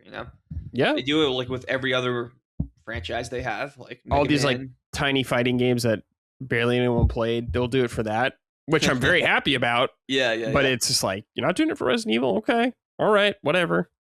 They'll do it with every Mega Man franchise except Mega Man Legends. Yep. My favorite Mega Man series. So it's so funny. I feel like people like your age and maybe a little older, like Dustin, love Mega Man Legends. Really? I guess it was PS. I mean, I love Mega Man Legends too when it came out. I guess I was probably just older, so maybe it wasn't as appealing to my generation. I feel like not as many kids I knew. Like Legends. You're more of an X guy, right? Well, X was big. Yeah, I mean, I love Legends, but X was kind of like the thing for my generation. Got it. Okay. And yeah, like Gitaroo Man, I'm still only like 4 stages in. It's 10 stages. I still need to play a lot more of it. Thing is, like, it came out and I played it a day before I traveled. And then when I got here, like I had some free time yesterday. I'm like, all right, let me use the PlayStation Portal to play Gitaroo Man. Oh, a rhythm game. Yep. And I learned very quickly. It's like, you don't want to do that. Yeah. Nope. Other games, like I was running Twisted Metal 2 this for a little bit to see how it would work. And it does work well. Like my PlayStation's back in Toronto. Yeah. And it was pretty decent for like a streaming quality game, right? Sure. But like we're all waiting for that handheld, right? That's what we're waiting for. Canis or whatever it's going to be called. Yeah. Or that's the code name. You're more interested in the handheld than the PS6 console. You are? Right? Yeah. Are you? No, I'm more interested in the console. Okay. I'm not much of a handheld gamer. Okay. I think it's cool, but I just don't play stuff handheld very often. Okay. Like my Switch, if I played handheld stuff, I'd play my Switch 2 a lot more, I would say. But I just don't enjoy playing handheld as much. But I know a lot of people do. I see. Okay. I was going to ask you, there's a PSP version of this game as well. Yes. Is it the same game? I think it is, and it has like a few extra songs. There's like a little bit of extra content. Which, oh man, that's the thing with PlayStation Plus Premium nowadays. Because when the service first started, it was just PS1 and PSP, right? So anytime there was like a game that got added that had both a PSP and a PS2 version, they would default to the PSP version. Nowadays, it's going to be probably the PS2 version, right? Because that's what people see as the superior version for most those games. For me, it's like I wish they would just put both on there because like some games have the extra content, some games don't. So it's always going to be like it's just a good way to preserve stuff like that, right? Yeah. For example, let's say they port fucking they already ported Secret Agent Clank, right? Yes. So I need to play that. I've never played that. It's not good. Okay. Which is weird because I understand that's like my profile picture on Twitter, YouTube, but if I'm being objective, it's not a good game. The Quark. Once you get to the Quark levels, you're gonna have to let me know how you feel about those. Oh man, they're a doozy. But yeah, like I would love to see the PS2 version of Secret Agent Clank on there as well, or this PS2 version of Ratchet and Clank Size Matters. Yeah. When they poured Twisted Metal Head On for the season 3 of the show next year, because that's what they did for season 1 and season 2. People were wondering, are they going to port the PS2 version with the extra content, or are they going to default to the PSP version, right? So it's always going to be a question with PlayStation Plus Premium. It's annoying because it's only one game per month, Yeah. So it's like they gotta. I can't believe I'm being nostalgic for like a few years ago when we used to get 3 games a month. It's like, oh yeah, fucking we got Loco Roco, Midnight Carnival, Echo Shift, and No Heroes Allowed. Great month. And people were bitching about it back then, because like we wanted like Yeah. 5 games, 6 games. And it's frustrating because like the service is only getting more expensive. And I feel like the value is getting worse. So I feel like Sony has to fix that shit up. So definitely. All right. Well, let me just read your list really quick that you got locked in. 06, Resistance Fallen Man. 07, Uncharted Drake's Fortune. 08, Little Big Planet. 09 is Uncharted 2. 2010 is God of War 3. 2011 is Uncharted 3. 2012 is PlayStation All-Stars Battle Royale. 2013 is The Last of Us. And 2014 is Little Big Planet 3. Almost half of those games are Naughty Dog games. Yep. Hey, man. They're great games. They're cooking. It is what it is. Back when they had 4 games per generation instead of just 1, maybe, for the PS5. Yeah. The fact that I'm saying maybe is pretty sad, because it might be a PS6 cross-gen game. We'll see. So... Jooch Magooch wrote and said, "Hey boys, hope you're all enjoying all these games and are ready for the flood with GTA, all but confirmed with pre-order confirmation." So yeah, I think that's supposed to start like this week or something. The 25th, right? Yeah, that sounds right. Yeah. So that's Thursday. Yeah, sounds right. Let's see here. I'm glad to see someone playing Gitaroo Man. How are you liking it so far, Radec? I played the original and bought the PSP port as well back in the day. Super satisfying to see and hope they pull more offbeat titles in the catalog. I watched some of the gameplay we were talking about, Radec. What do you think is the biggest difference between this and something like Parappa or Jammer Lammy? It's definitely the gameplay, I would say. It's like, as I was saying, like the little groove meter. Yeah, following the line. Following it. And it gets kind of hard because you have to like wiggle it sometimes. Like, what's a good example? In Guitar Hero, like if you hold a note, you can like wiggle like that. Yeah, the whammy bar. Whammy bar. It's kind of like that, but you have to use the joystick. And it kind of gets like, you have to be very like careful with it. Because if you venture off too much, it'll just like mess up the score. So you gotta be worried about that. Yeah, there's like the phases, like the charge phase, the attack phase, the defend phase, which is very different from Parappa or Lammy. I think the story, like the aesthetic of both games is pretty similar. It's like pretty wacky, pretty jokey, jovial. I think the kid's name is like U1, and he's like kind of a loser, He has like a talking dog named Kuma, who's actually pretty funny. That is funny.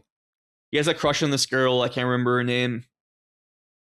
But he gets picked on by like another kid all the time. And then he finds out he has like he's part of like the Gitaroo Man lineage family, though, so that's why he like transforms into Gitaroo Man. The story seems pretty nonsensical. He's walking in town one day and like aliens just decide to show up, just randomly. It's like, it's on site, man. You just gotta fight now. So yeah, that's like I would say the gameplay and the fact that there's like different phases per stage is like what makes it so different than Parappa. And then like the Raiden said, I would like to see them do more like off the wall choices like this, because I think Gitaroo Man was pretty pricey physically. So the fact that this game is now available digitally, legally, by the way, so, legally, which makes it like so much easier to play. Definitely. All right, Radec, something happened while we were recording, and I want to get your reaction on it. Okay, I have no idea what's going to happen right now. Well, yeah, I just saw this like 2 minutes ago, so let's talk about it. Let's do it. The Steam Machine got its prices. Ooh. Let me read it to you. Okay. So, first of all, I'm going to read this from Deck Ready, which is our friend Jimmy Champagne. Oh, Jimmy. Yep. The Steam Machine drops June 30th, so that's soon. Very soon. 512 gigabytes with no controller. $1,449. What?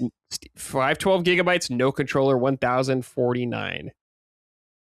Man. 2 terabyte, no controller, $1,349. 512 with controller, $1,128.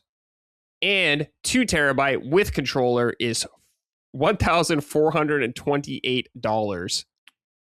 Here, I'll send you the Jimmy's tweet so you can look at it if you want. All right. Pretty pricey. Yeah, you could say that. Pretty pricey. Yep. And this is interesting because, well, obviously PlayStation 6 will happen in the future. The Xbox, whatever it's Helix, I guess, whatever it's going to be. They still are at least a year and a half away, probably. Yeah, for sure. But this is kind of a taste of maybe some of the pricing that we could be facing with that stuff. What do you think, Radec? You're not so much of a PC gamer, right?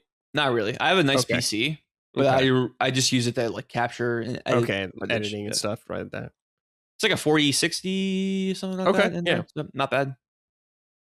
But my biggest takeaway from this is like the fact that they have bundles with no controller. I assume I was thinking about that if they do that for the next Xbox or something. That just sounds so foreign to me, and I feel like that's just like a sign of the times of where we are in society, I guess, where it's like, all right, we have to like make consoles that come without a controller, which to me feels like the most necessary thing, really. Like, like I was annoyed when the PS5 Pro didn't come with a vertical stand. You know, you have to buy it separately, which is like ridiculous. And for like Canadian prices, it was like $40. Damn. I bought it like a sucker because I do want the stand, but yeah, I don't know if Xbox and Sony could get away with that though, because I feel like with the Steam machine, I assume you can just like use like any other controller. Yeah, I assume right? So. What if the next PlayStation is like that though? You can just use a DualSense. You don't need DualSense 2 or whatever it's going to be. That depends, because like with PS5 only games, you can't use a DualShock 4. Yeah. So like I feel like I know if there's going to be cross-gen is going to happen longer for PS5 to PS6 than it did for PS4 to PS5. But I feel like there's still going to be PS6 exclusive games. There has to be at least one PS6 exclusive game at launch, in my opinion. At least one. And if there is going to be one, I feel like a DualSense 2 is kind of necessary for that. But I do think that DualSense 2 is going to be very slightly innovative from the DualSense 1. I don't think they're going to add too much, because I feel like the DualSense is already perfect as is. I would like to see a reality where they do like something more crazy with it. But yeah, I think the more I think about it, you might be onto something where it's like, that could be something Sony shifts internally, where it's like, all right, like we gotta like save money somehow, so we'll just make the DualSense 1 compatible with all PS6 exclusives, right? Yeah. So we'll see. Which model are you thinking about getting of the Steam machine? I'm not getting one. Oh no interest? No. Yeah, I'm fine with playing computer games on my computer for now. Okay. I feel like if you're like going in like a different room or something like that, you want to chill on the couch. I kind of like playing at a desk for games anyways nowadays. Oh, nice. So it's not really for me, especially with the specs on it aren't like super impressive, I guess. I mean, it's cool, but it's not cool enough for me to spend $1,000 pretty much. Got it. If it was like maybe 600, I would have thought about it, or 700, but like for this, nah. I'm good on that for now. Yeah, but I mean, there's value in it. If people are willing to spend the money, that's cool for them. But it's way too expensive for me. And interest in it, I should say. I bet. Do you think this is gonna like move the needle? No, I don't really think so. I think this is the Steam machine already. Well, I mean, it's definitely a much more accessible piece of hardware. And I knew actually a bunch of my real life friends who were considering getting one, because a lot of them don't really play on consoles as far as I remember. They mostly play on PC, but when this came out, they're like, oh, maybe I'll get that as like a console kind of thing. But they were thinking maybe $600, $700. Yep. And so I don't know if any of them are going to bite at this, with the lowest model being $1,000, over $1,000. Yeah. I don't know, man. That's a lot of money. Like, I know a PS5 Pro is what, $900, which is a lot of money as well. Insane. But how much is a PS5 right now? Is it like 700 something? 650? Oh, is it 650 for like the basic? Yeah, I always forget how much it is now. Yeah, because like they keep raising the price like every 6 to 12 months, you know. So it's always different. I'm seeing digital version for $559 at Walmart. So okay. Like that's like refurbished or something like that, maybe? Or new? Actually, I don't know. Yeah, PS5 Slim. Oh yeah, probably must be. Yeah, PS5 Slim disc console is $649 at Target. Okay. So I don't know. Well, anyways, it's still quite a bit cheaper if you just get a base PS5. Yeah. But yeah, I don't know, man. $1,000 is a lot with no controller and everything like that. I mean, it's cool. You could probably just use whatever controller, which is fine. But I don't know, man. I'm curious to see how it does. I personally don't think it's gonna do like crazy, crazy well. Like it'll probably do well enough to continue it. Like the Steam Deck. Yeah. Is like popular. It's not like a crazy. It's not hitting PSP numbers or No. anything close to that, but it's successful enough where they can keep doing it. So I could see that being the case here. But these prices get me a little worried about. I mean, I guess I already was worried about next gen, how much that's going to cost or whatever they're going to do. But yeah, it's a lot of money. I'll be curious to see how it sells though. In the document, are there like any questions about PS6 or anything like that? Or no, I don't think so. So if you want to talk anything PS6, I was going to ask you, like, what do you think the highest price they can get away with? PS6 get away with, for lack of a better term, yeah. Right now, with like, I don't know. It's like it's hard for me to say when we don't know what games. But I think if you wanted to get like mass appeal more so, it'd be 700. I think the PS6 is probably going to be cheaper to make than the PS5s right now, based off what I've heard from Moore's Law's Dead and all that kind of stuff he was talking about. So it might be cheaper. We don't know. I could see it being 700, 800. I think that's going to hurt. Yeah, 800's what I think it might launch at, honestly. Yeah, it might launch at 800. It might, but it's just like, ooh. Without a disk drive, by the way. Yeah, without a disk drive, maybe. I think a disk drive was just going to be a completely separate thing like the Pro was, essentially. Yep. Maybe they'll do the no controller thing and shave off 50, $180, whatever it's going to be. I don't know. It'd be nice if you could just use a DualSense if they just built that in, but I can't really see that happening right now, but that'd be nice. But yeah, I don't know. It's going to be hard to say, especially depending on the launch lineup.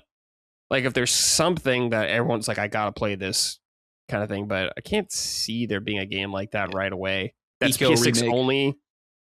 That'd be cool for like people like us, but most people won't give a shit about that. Yeah. Sadly. But yeah, it's like, what will be a PS6 exclusive game anyways? Because Venom's probably not going to be. No, definitely not. If there's Horizon, maybe. I think Horizon 3 is that far away. Because like most of that team is working on Hunter's Gathering. Is it most of that team working on that? Damn. Yeah, that's what Jason Schreier said. Okay. Which is yeah, I don't know how that's gonna turn out for them. Maybe a pack-in game from Team Asobi again. Maybe Astrobot 2 or whatever.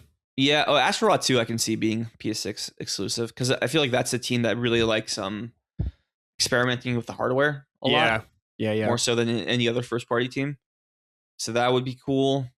I thought Fire Sprite and Until Dawn 2 was going to be like a cross-gen game, but they revealed it already, so it's definitely not. They're off the table for PS6. I assume it'll get a port, though, for PS6. I just assume a lot of these games will get PS6 ports. For sure.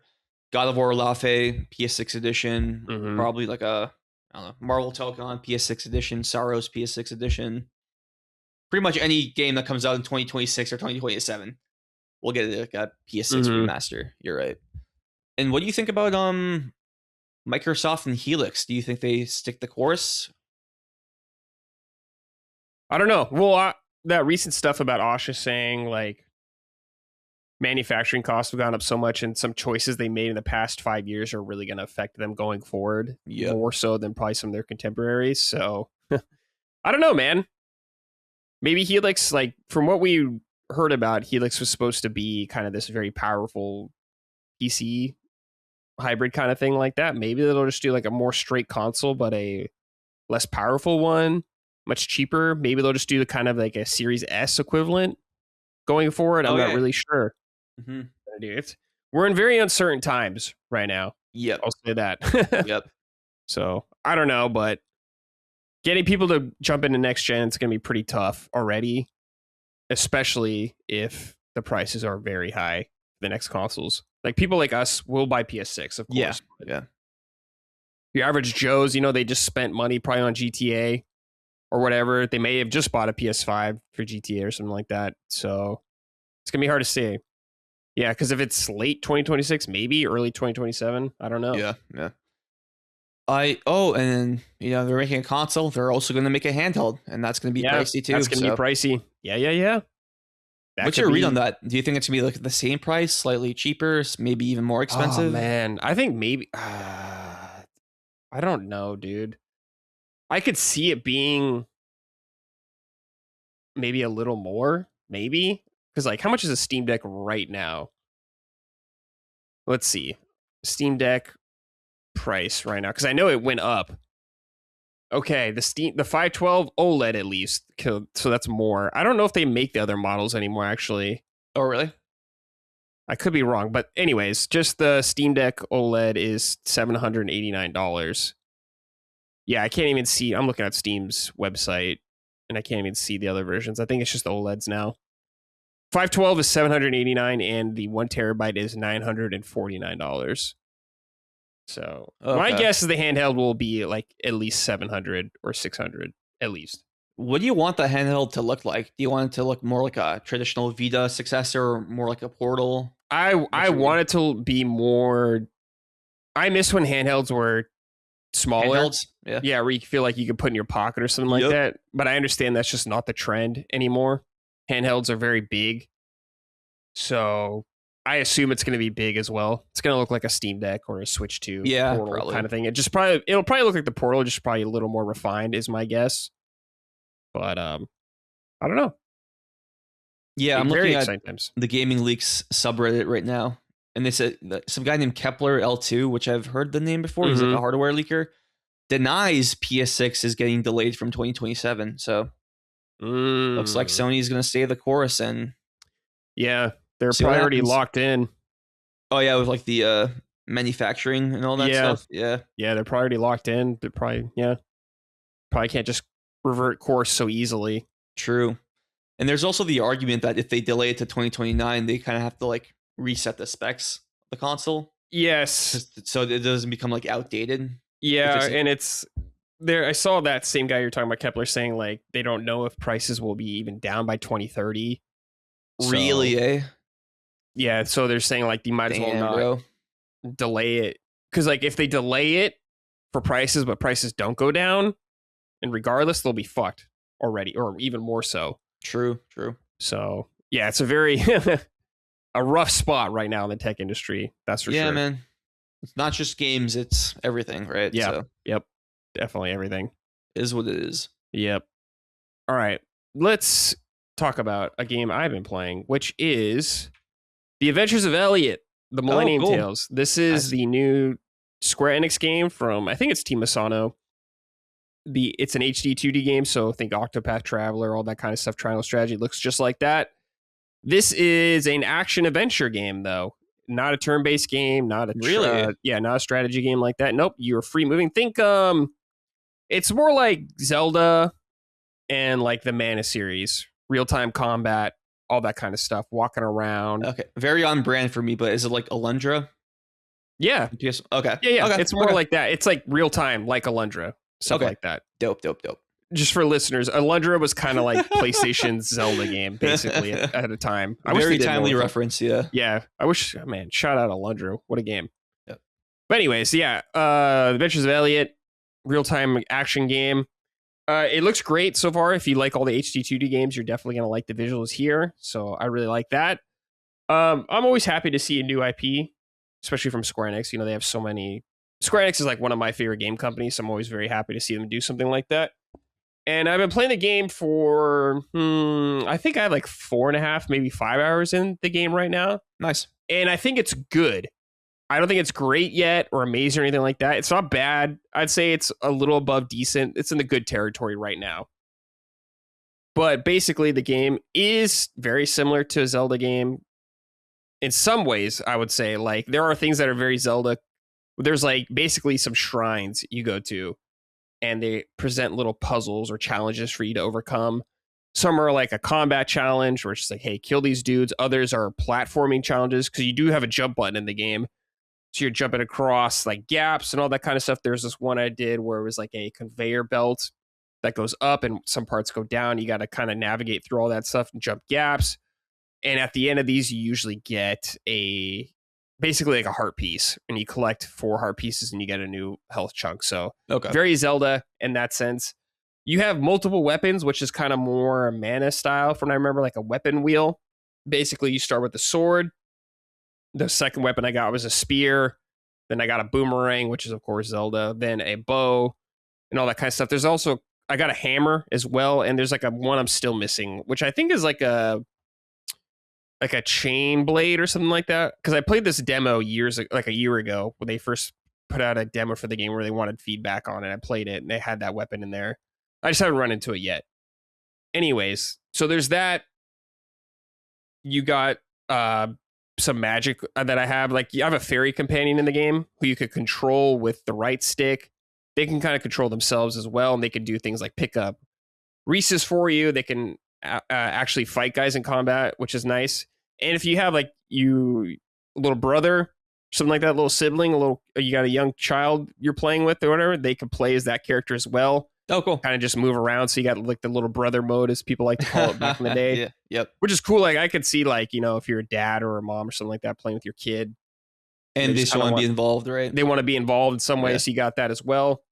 And there's magic tied to that fairy as well. That you have, like, I have a firepower. They basically can ignite on fire and, of course, hit guys and set them on fire. But they can also light torches and all that kind of stuff. So you use that in puzzles and navigation. There is a story, of course, about Elliot. He's just an adventurer, and basically you need to stop this psycho from time traveling and just fucking everything up. Pretty basic. Not very, like, intriguing story, I guess, but I like the characters decent enough. Like, I like Elliot. He's fine. I will say your companion characters, your fairy, and there's like a princess earlier on that kind of accompany you. They talk a lot. Too much. Oh, really? In combat. Like, I don't mind characters are talking occasionally like that, but I feel like they just talk a little too much so far. I'm like, all right, you got to tone that down. Simmer down. Yeah. But yeah, lots of navigation, exploring the overworld. There's definitely parts where I've been to where I'm like, okay, well, I don't have the correct power up to be able to progress through this part of the map yet. Like, earlier on, there was like boulders I couldn't get past. Then I got a bomb that I could blow them up with and all that stuff. There's some swimming parts where I assume I'll be able to swim underwater to maybe get under a couple things like that. So there's going to be some backtracking, I guess. Very Metroidvania, Zelda, all that kind of stuff there. But it's been a good game so far. I've enjoyed some of the boss fights. There's a couple of difficulties, and I'm playing on... There's like easy, normal, hard, and like super hard. I'm playing on hard. And I ran into this guy, this optional dungeon I'm seeming, I guess. Because I've been to some areas, Radec, where I'm like, I don't think I could progress further in here yet. I need to come back. Yeah. But I got to this boss, man. He was just like two-shotting me. I was like, oh, shit. I was like, all right, I guess I'll just come back and fight this guy later. So there's been that. The bosses have been pretty cool. There was this one, like, really cool looking, like, rat. Like a rat mech, almost, I want to say. But it's just on wheels going around. It had this shield. And it would shoot out bombs at you. And you have to pick up the bombs and break his shield. Then you kind of, like, spam it down. And it's all doing these crazy attack patterns, all that kind of stuff. So the boss fights have been pretty sick, actually. And I've been pretty impressed from them in that standpoint. Overall narrative, not super crazy yet. It's fine, decent enough to keep you going.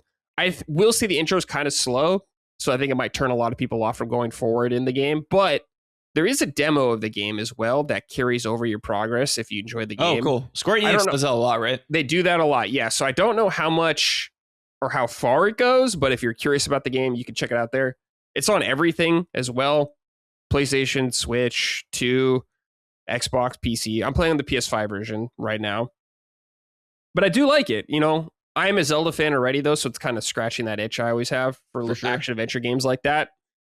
But I think it's a pretty solid game so far. I'm definitely looking forward to playing more of it, seeing what kind of stuff I unlock and what areas I explore. So, it's a cool game, dude. If that sounds interesting, I'd recommend checking out the demo. Is this a game that takes place in Philadelphia? Yes. Okay. It's like Philadelphia, yeah. Oh, they slightly switch it up, right? It's not Philadelphia, but it kind of Philabilia is like how it's said or something like that. Yeah, it's a very, very funny word, whatever it is. I've only heard them say like once or twice in the game, but yes, it's very funny like that. That's jokes.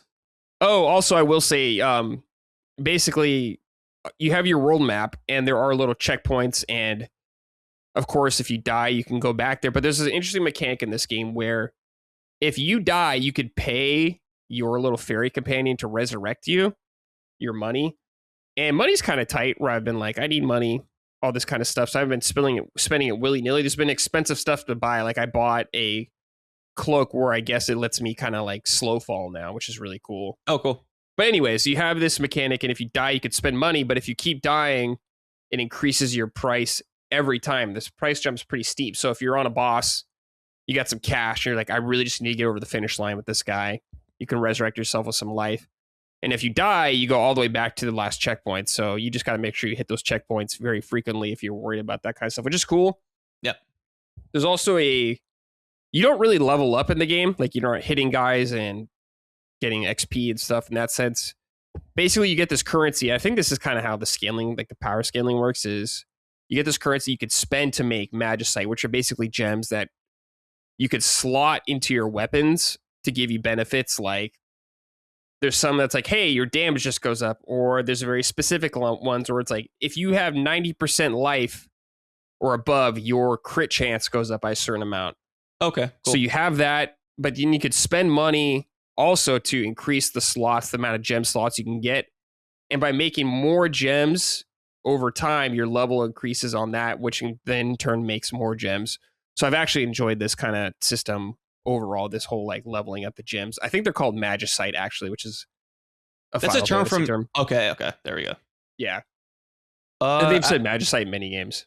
Oh, really? Out of all the HD 2D games, is like this one the most visually impressive for you, or do they all kind of like? I haven't played Octopath 2, and I know people thought that game looked really good, so I can't say for sure. But from what I've played, out of the ones that I've played, yes, I would say. Like, I've played Octopath 1, and I've played Triangle Strategy.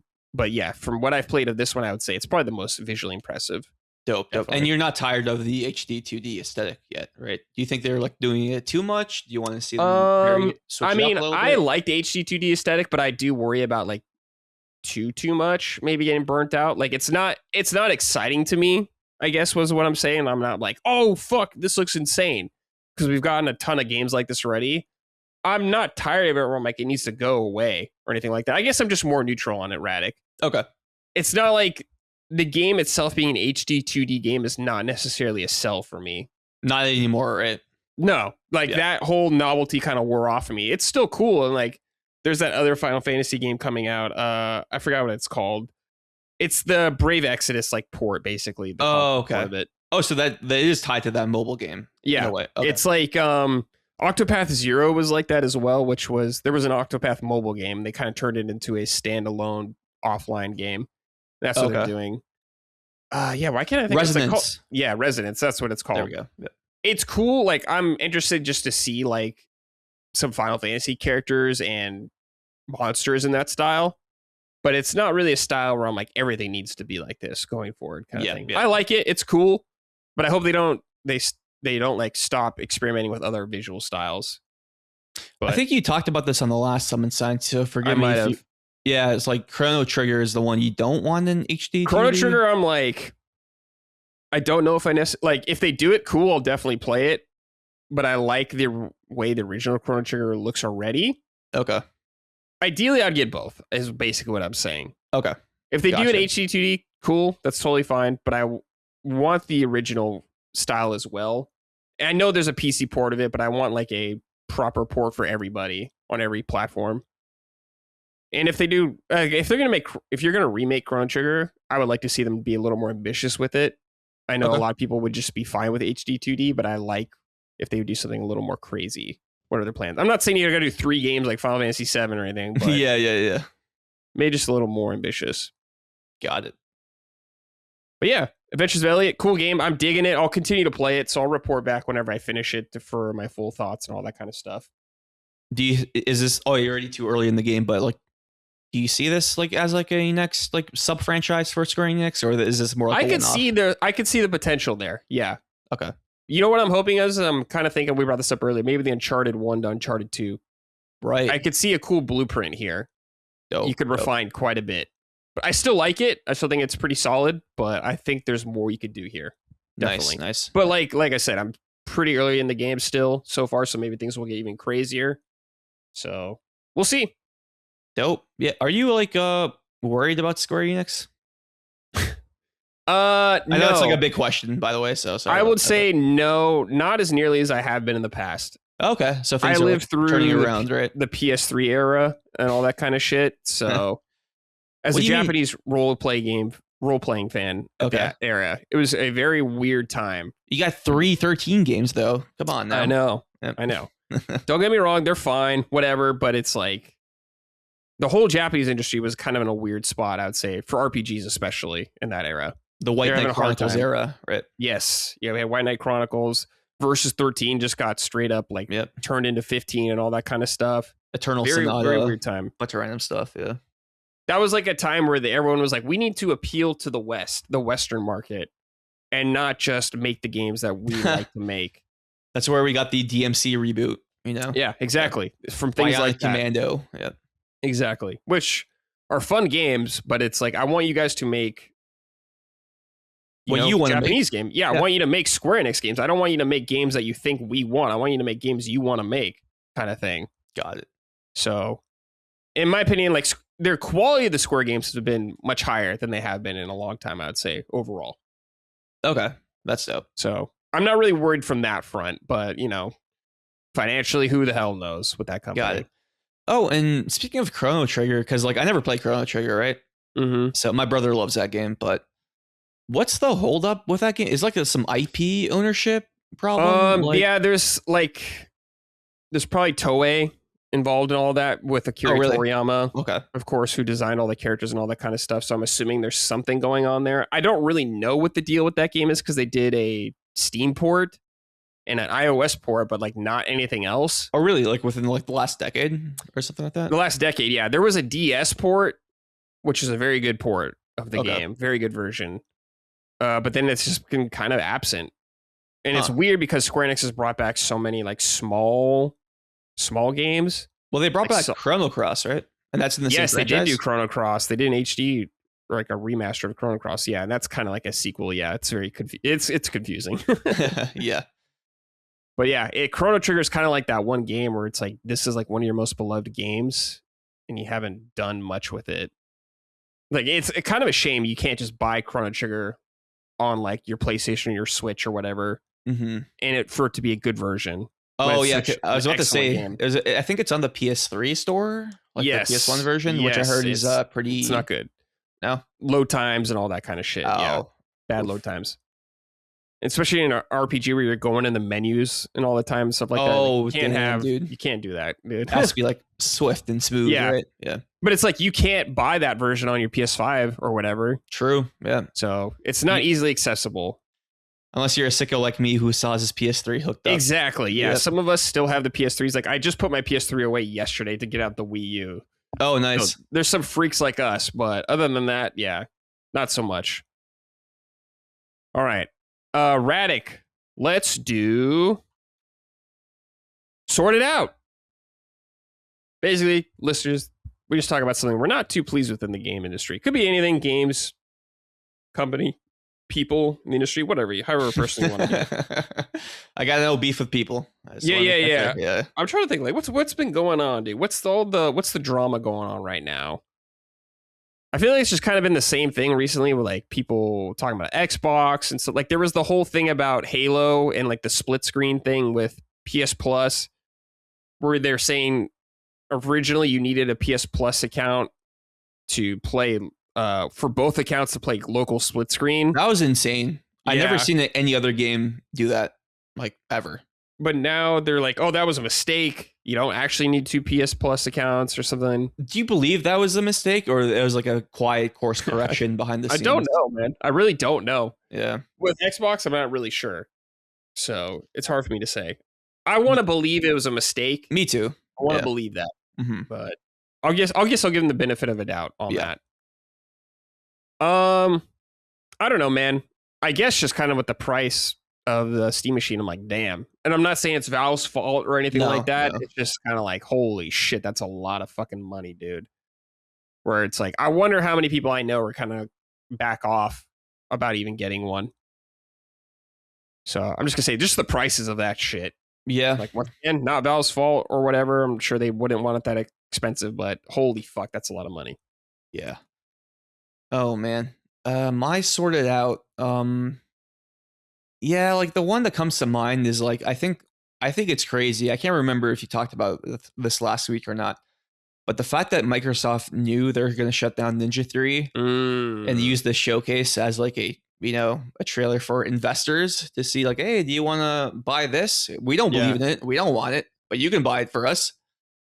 That's kind of slimy in my opinion. Like, I feel like that's like really shitty because Mr. Maddie made this great point in one of his videos. Like, showcases are meant to be for the fans. It's meant to be, excited. It's one thing where like a game gets shown off in the showcase, and then a few months later it gets canceled for like internal development reasons. That's one thing.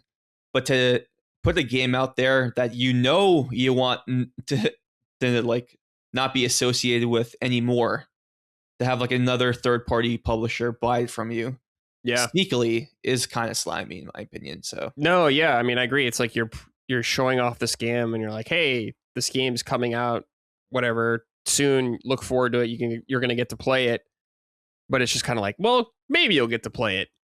Maybe, yeah, like who knows? Yeah. So fuck. And that raises a bunch of questions, right? Let's say like a third party does buy Ninja Theory, and I assume they would have to buy the Hellblade IP, right? Like, yeah, probably. Maybe they license it out from Microsoft, but like at that point, like why even? I don't know. Maybe this game is not under the Hellblade name because it's just called Senua, right? Yeah, but it has like the same characters and yeah. I wonder how that works if you like use the title or if like you can just use the characters. I don't know. That's a good question. Sure. Yeah. And let's say the third party gets it. Like, it's like, yeah, but we don't want to put it on Game Pass. Yeah. And that trailer, it did say, I think it did say available on Game Pass, right? I think so, yeah. So like there's a bunch of questions that come up from that. And just ask you, do you think like there are any third party investors, or do these studios have enough money to buy themselves out to go independent? Because I feel like with Compulsion specifically, it's like I find it very hard to believe that another like company like a Tencent would like buy that studio, Yeah, I don't know about anyone personally buying them. You never know, but I can't think of any like why you would right now. Yeah, would you want to invest in them? But maybe there's something there. Yeah, maybe like Toys for Bob was kind of like an example. They dodged a fucking huge bullet, man. Yeah, they were gonna get like let go, but they managed to like negotiate with Xbox in some way to be separate, but they're still doing work for them. Mm-hmm. So maybe there's a route like that for some of these guys. I don't really know. Yeah, and thing with Toys for Bob is like Spyro sold the trilogy sold 11 million copies, which is fucking huge. Yeah, I don't think Kiln and Keeper, hit those numbers. No, definitely not. Or Hellblade 2 or South of Midnight. Or no, We Happy Few. Double Fine, I think, is like, I feel like the optical blow they would get from PR and fans for closing down Double Fine. Of course, closing down Compulsion and Ninja Theory is sad as well, but Double Fine specifically, because like Tim Schafer, Day of the Devs is like his baby, right? Mm-hmm. That's like he helps proliferate other independent developers through that program.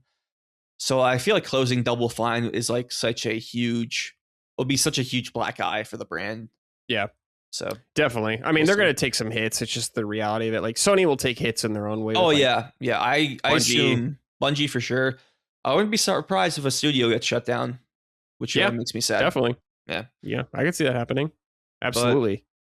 But did you see rumors about like id might be in trouble, which is like crazy to me? No, I didn't see. I mean, yeah, I feel like everyone's in trouble or some like in danger to some extent, except for maybe like Activision Blizzard people, maybe. Yeah.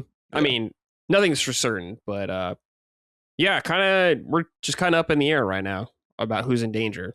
Yeah. And that's a lot of the game industry in general. So it's a very scary time to be a developer. Yep.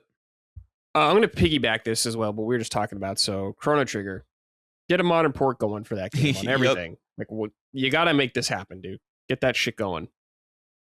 All right. Derek Beek wrote and said, I have a sword out for Activision and Microsoft. I'm very excited to see ports of Black Ops and Black Ops 2 to PlayStation. However, reporting is that the price for both games with DLC is going to be $140.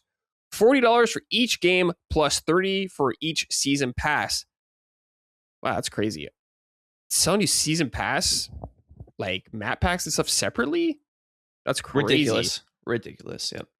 I never expected these things to be $20 with all their DLCs, but $140 for both of these seems ludicrous. Not including the season pass is going to cost splitting player bases. You just have to hope they fix the hacking issues that many of these old Call of Duty games have, because I just want to play Call of Duty games without the horrendous modern matchmaking system. Yeah, that's crazy, dude. I feel like you should just release the DLCs bundled in regardless. That's a great point from the write-in, because like it does split the player base. It does, like, yeah. For back in the day, for those who aren't aware, if you bought the backpacks for Call of Duty, you were queued up in a separate matchmaking scene, like lobby, for lack of a better term, with other people who also bought the DLC pack, right? So like the amount of people you could connect with was a lower amount compared to people who only had the base game. So yeah, I feel like they should include the DLC for that, because like why wouldn't you? You know? Yeah. The thing is, do you remember Modern Warfare? Yeah, Modern Warfare Remastered, a COD 4 back in 2016.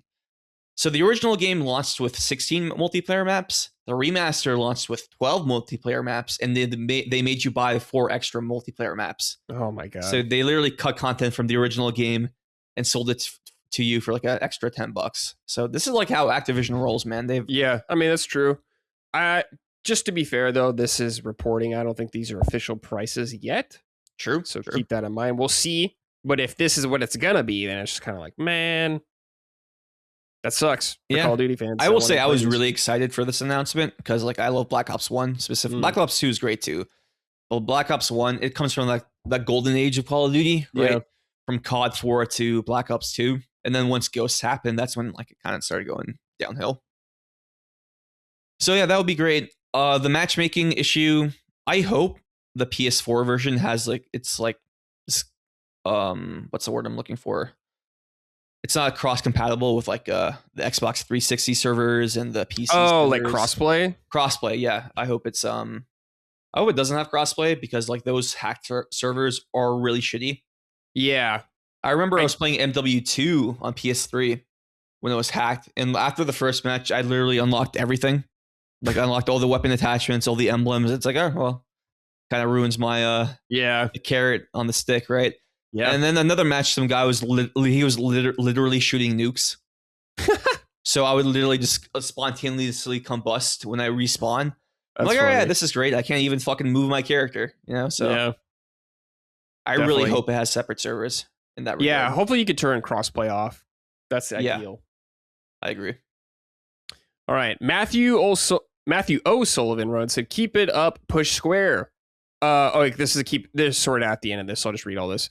Always been an excellent site for PlayStation news, but recently I feel the editorial side of the content has shined through. Push Square is now regularly putting out very good opinion pieces, and I like their reflections on the current state of PlayStation. Sorted out LSM for not having Push Square's Sammy Barker on. Perhaps this is something you can get done, Brad, given you're actually good at your job. I don't know who Sammy Barker is at all. Oh, really? I don't read Push Square or anything like that. I don't have anything against it. I just don't read it. I'm not opposed to this, though. If there's always good guests for the show, I always try to take a note of that. So, I mean, Colin probably knows him, so I can ask Colin about it, I guess. They're tight. Yeah, Sammy Barker is great. Push Square is a great website. It's like one of the very few video game websites I still use, because, back in the day, in the PS3 era, when I started to get tapped into video games, my biggest tell for like a casual gamer, like for my casual friends, like if someone can tell the difference between a developer and a publisher, they're tapped in. Like, that's always my barometer, right? Mm-hmm. So like, I remember reading IGN, GameSpot, game trailers back in the day. I love that old website. Invisible Walls podcast, bonus round, pop fiction, all that good stuff. But with Push Square, it's like very PlayStation focused. So obviously I read them. But yeah, Sammy's great. He follows me on Twitter. Super nice guy. Anytime I have a question about something like very PlayStation autistic related, I just ask him and he helps me out. He would be a great guest for Summon Sign. I think he lives in the UK, so like we have to work out the time zone. Yeah. But yeah, I love Sammy. He some articles they write, they reference me for my tweets as like because sometimes my tweets about a specific topic are like the source point for when it goes viral.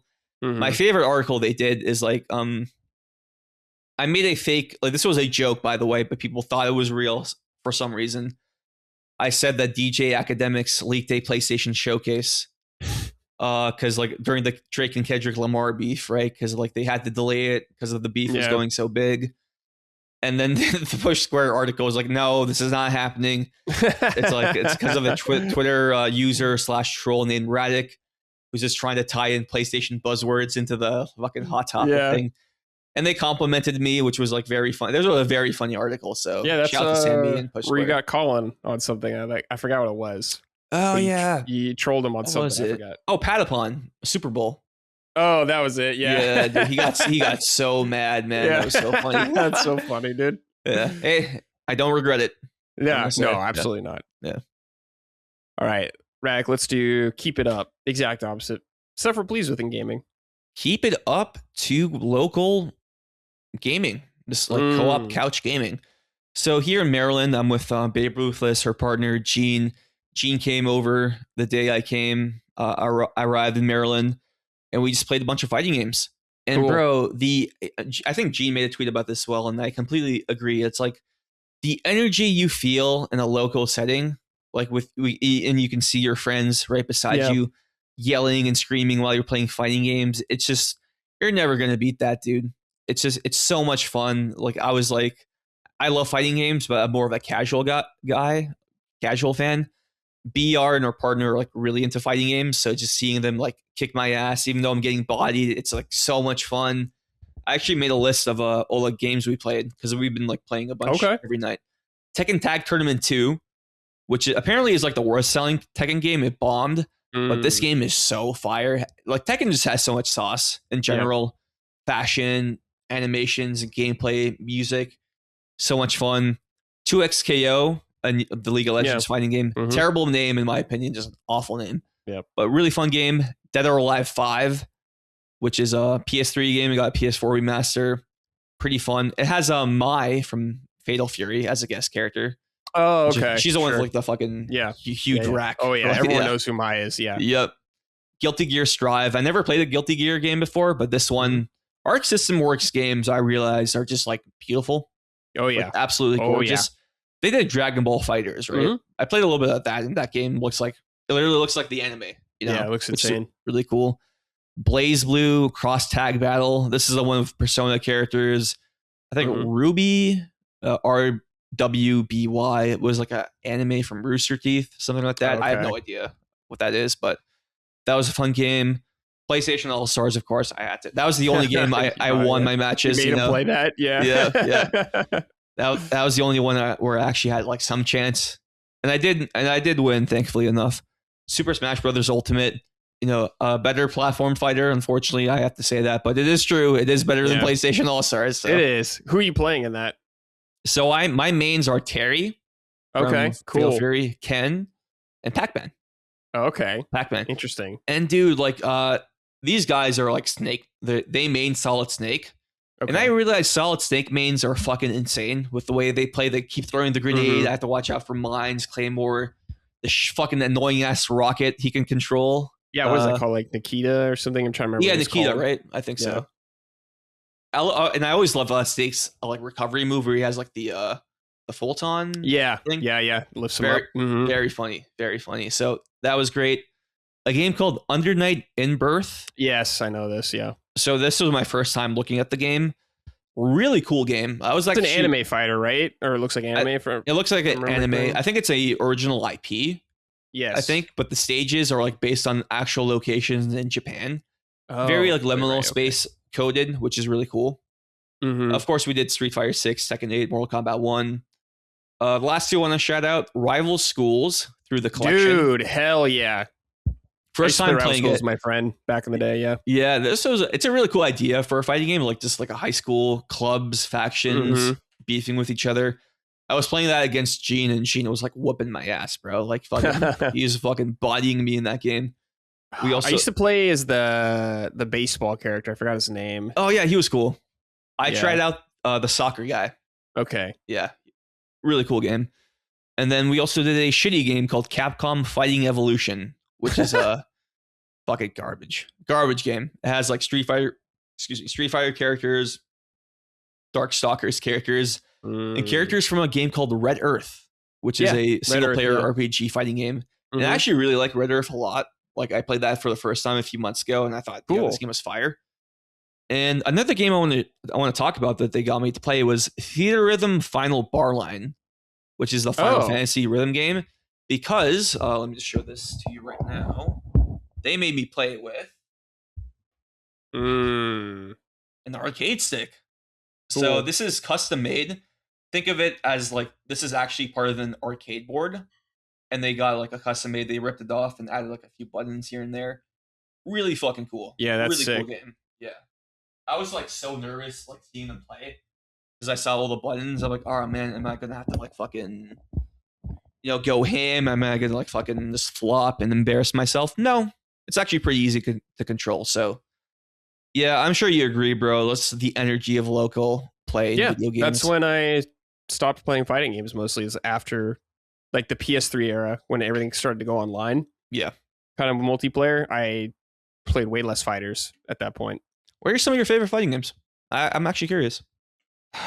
Favorites? Definitely Marvel vs. Capcom 2. I mean, everyone fucking loves that game. I played that as well. Yeah, that was fire. That game slaps. I always liked King of Fighters 98.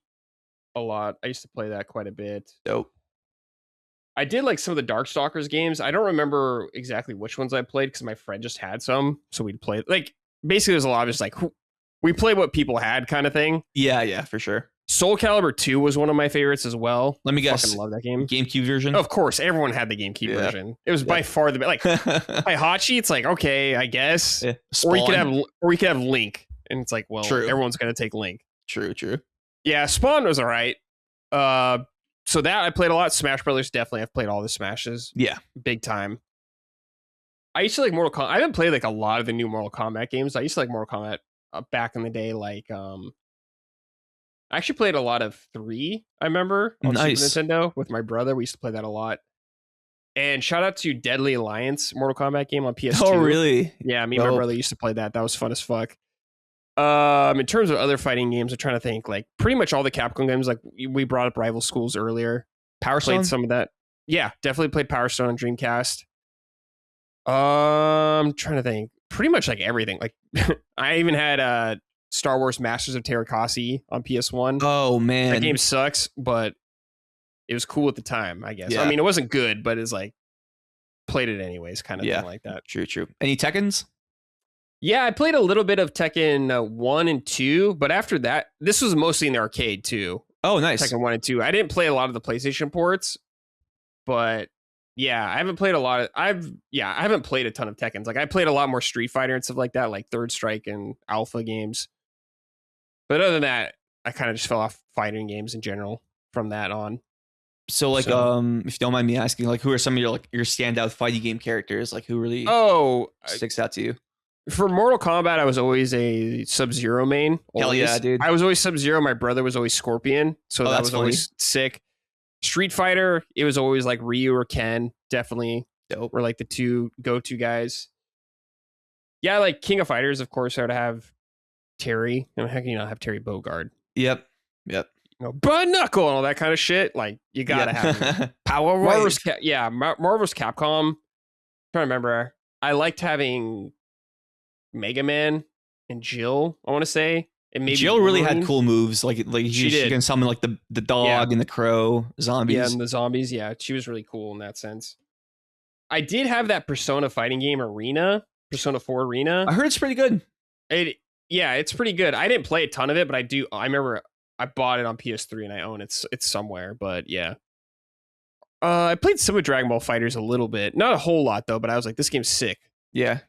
You play as one of the 20 Gokus in it? Mm-hmm. I have Street Fighter 6 and I do have Tekken 8. Maybe I'll check out Street Fighter again when they put Tifa in. I might come back and check that out. Nice. But I haven't played it since it like came out, so it's been a hot minute. But like you're saying, I lost a lot of my love for fighting games. Kind of went away when it was less local. Just for me, because like my age group and people, growing jobs. up, and everyone's got responsibilities. So like the PS2 era and stuff earlier on is kind of like where it all peaked for me in that sense. Dope. Who's your Smash Brothers man?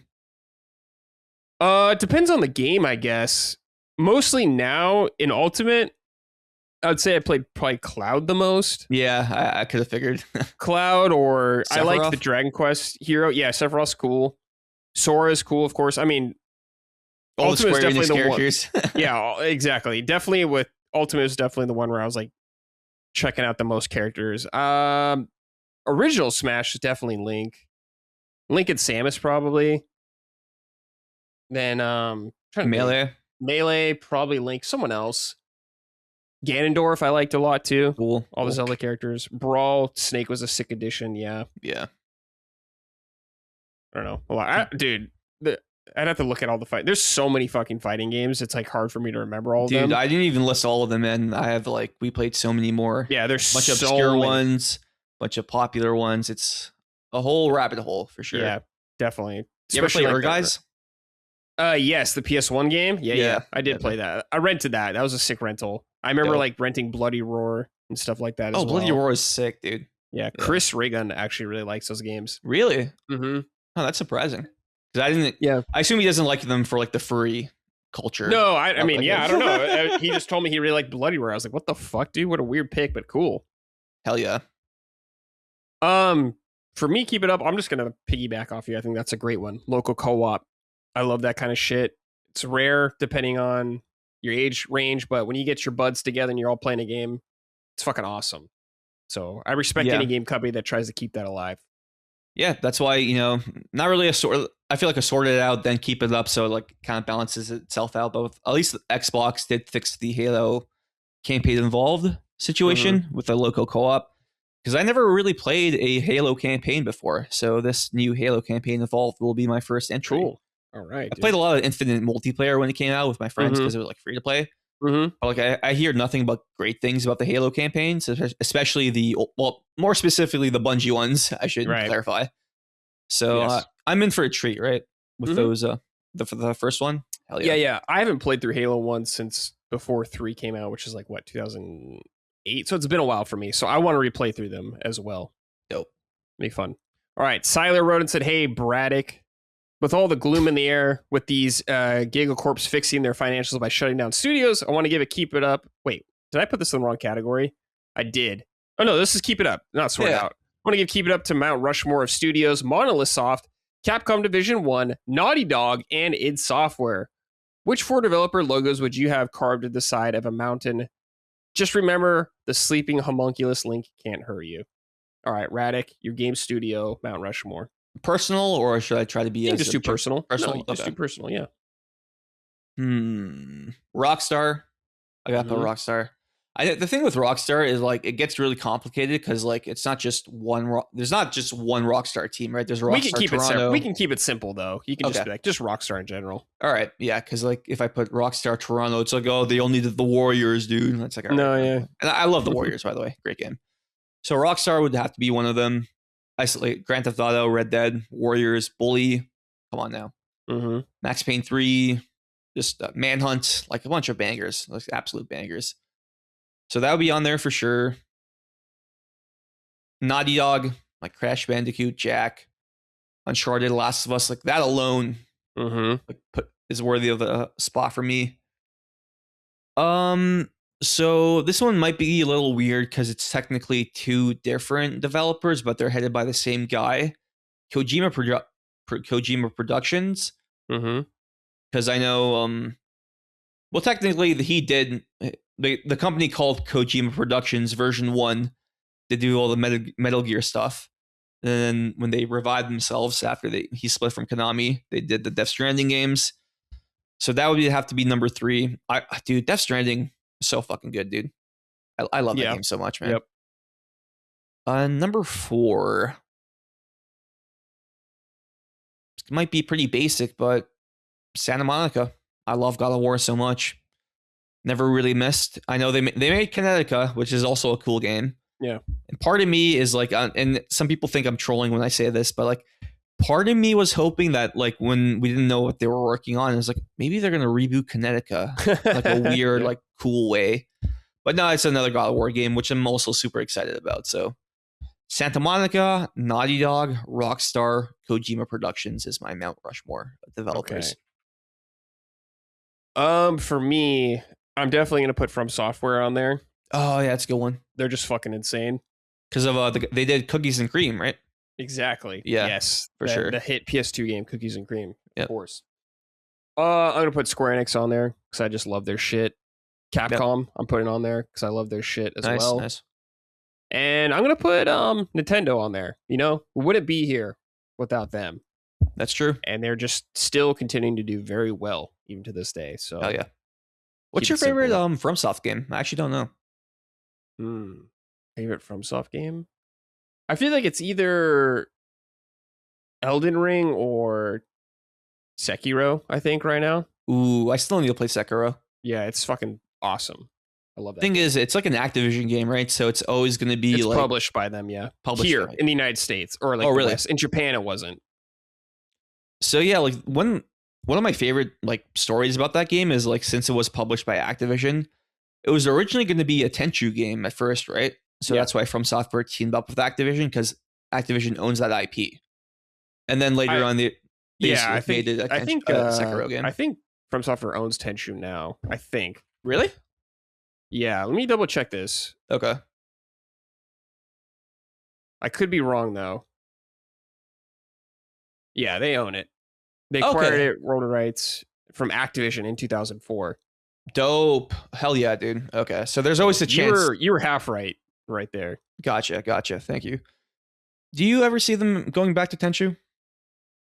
I don't know, man. I mean, I love Tenchu, so I would be thrilled if they did that. It seems like From Software is kind of just wants to do new IP every time. Yeah, right? it seems like. Which is good. Yeah. Like, iterate on familiar ideas, but just put it under a new banner kind of thing. For sure.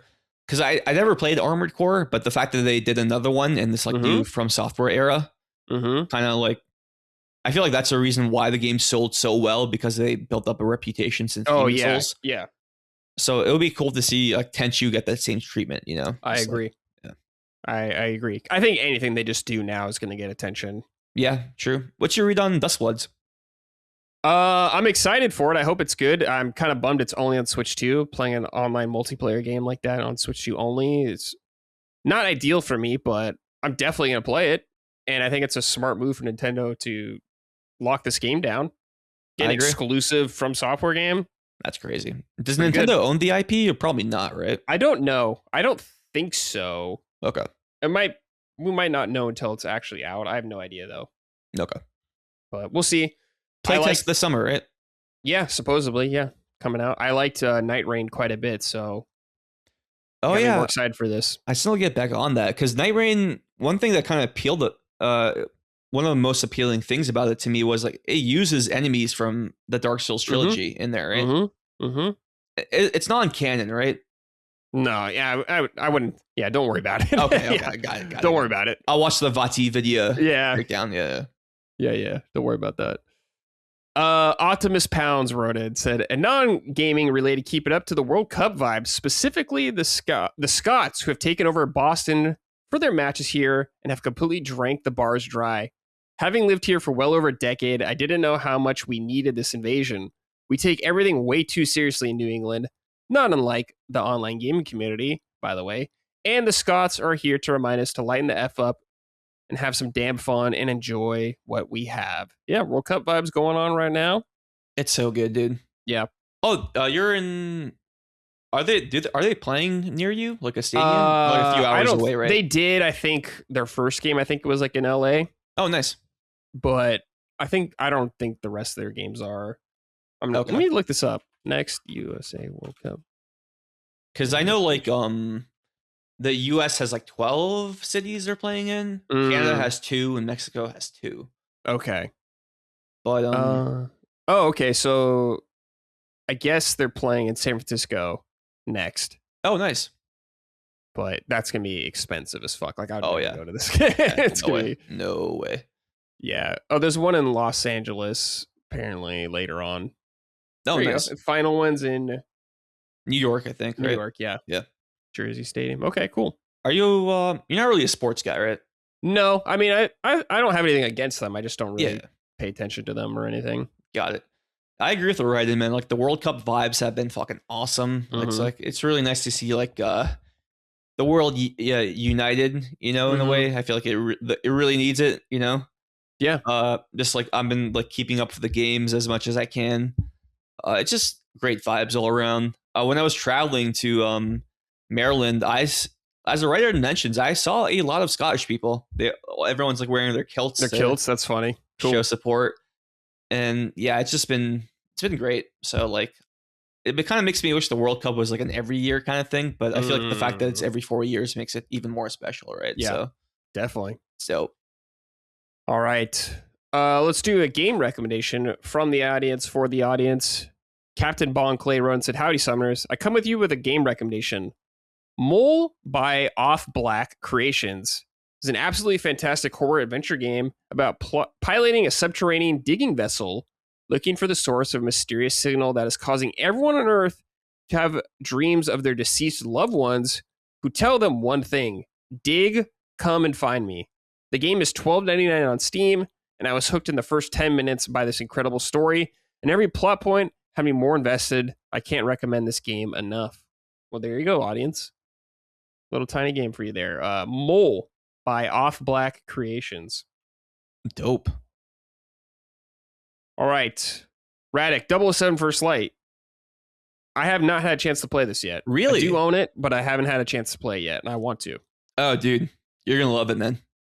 Cool. I was so impressed by this game.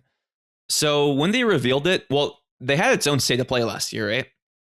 I think so, yeah. Yeah, it did. And when I watched it, I was kind of unimpressed by it in a way. I feel like the way they showed it off wasn't that great. It just looked, I don't know, something about it looked too choppy. I felt like the pacing was a little bit off in the demo they did. When they got into combat, if the performance was really poor, it felt like and especially like that's where they showed off the plane set piece, and which I thought was like, all right, like this is like not that great. And then when I played the final game, I was like blown away by it. I'm like, yo, this game is fantastic. First thing I want to say is James Bond, my familiarity with the franchise starts and ends with Daniel Craig. So I've never seen the GoldenEye. I played GoldenEye with my friends when it was on NSO. Cool. I was like, yeah, this game sucks. Like it's fucking, this game controls like shit, dude. Like this is the dangers of hyping up mid, that type of shit. Damn. Which I know is a hot take. I know it's important. I know like it's like old people like me like it. I'll say that. For sure. That game slapped. Yeah. Speaking of local co-op, that was like a big one back in your day. Oh yeah. Right? Oh man, yeah. Did you do the thing where like you made like cardboard dividers for your occasionally? Not so frequent, but it did happen. I want to say a couple times. That is so funny, dude. Yeah, so Daniel Craig movies pretty much were my touchstone. I love Casino Royale, especially, is my favorite. One of my favorite action movies ever. I think that movie is just flawless from beginning to end.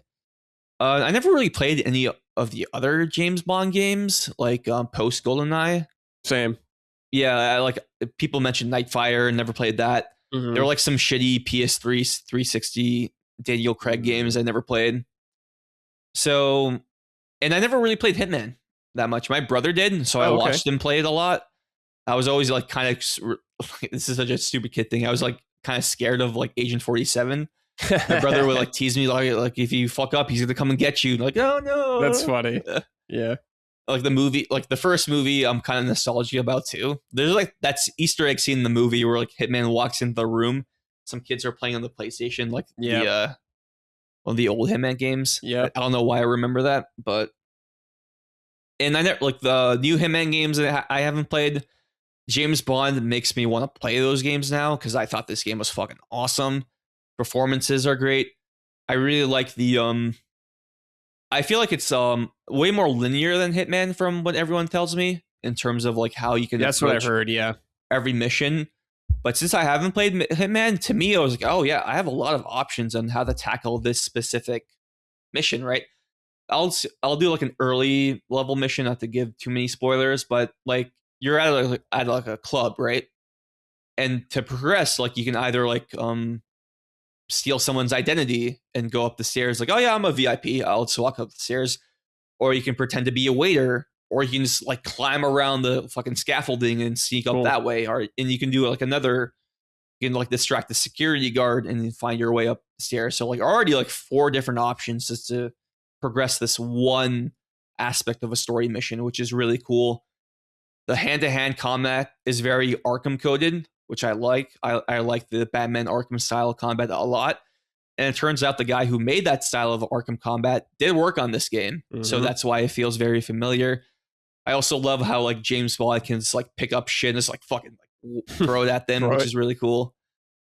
And you can use your gadgets in combo. So you can have like the laser watch. You can have like a explosive pen that he shoots, which just like straight up just kills people. Like a remote mine or like a push thing, something like that.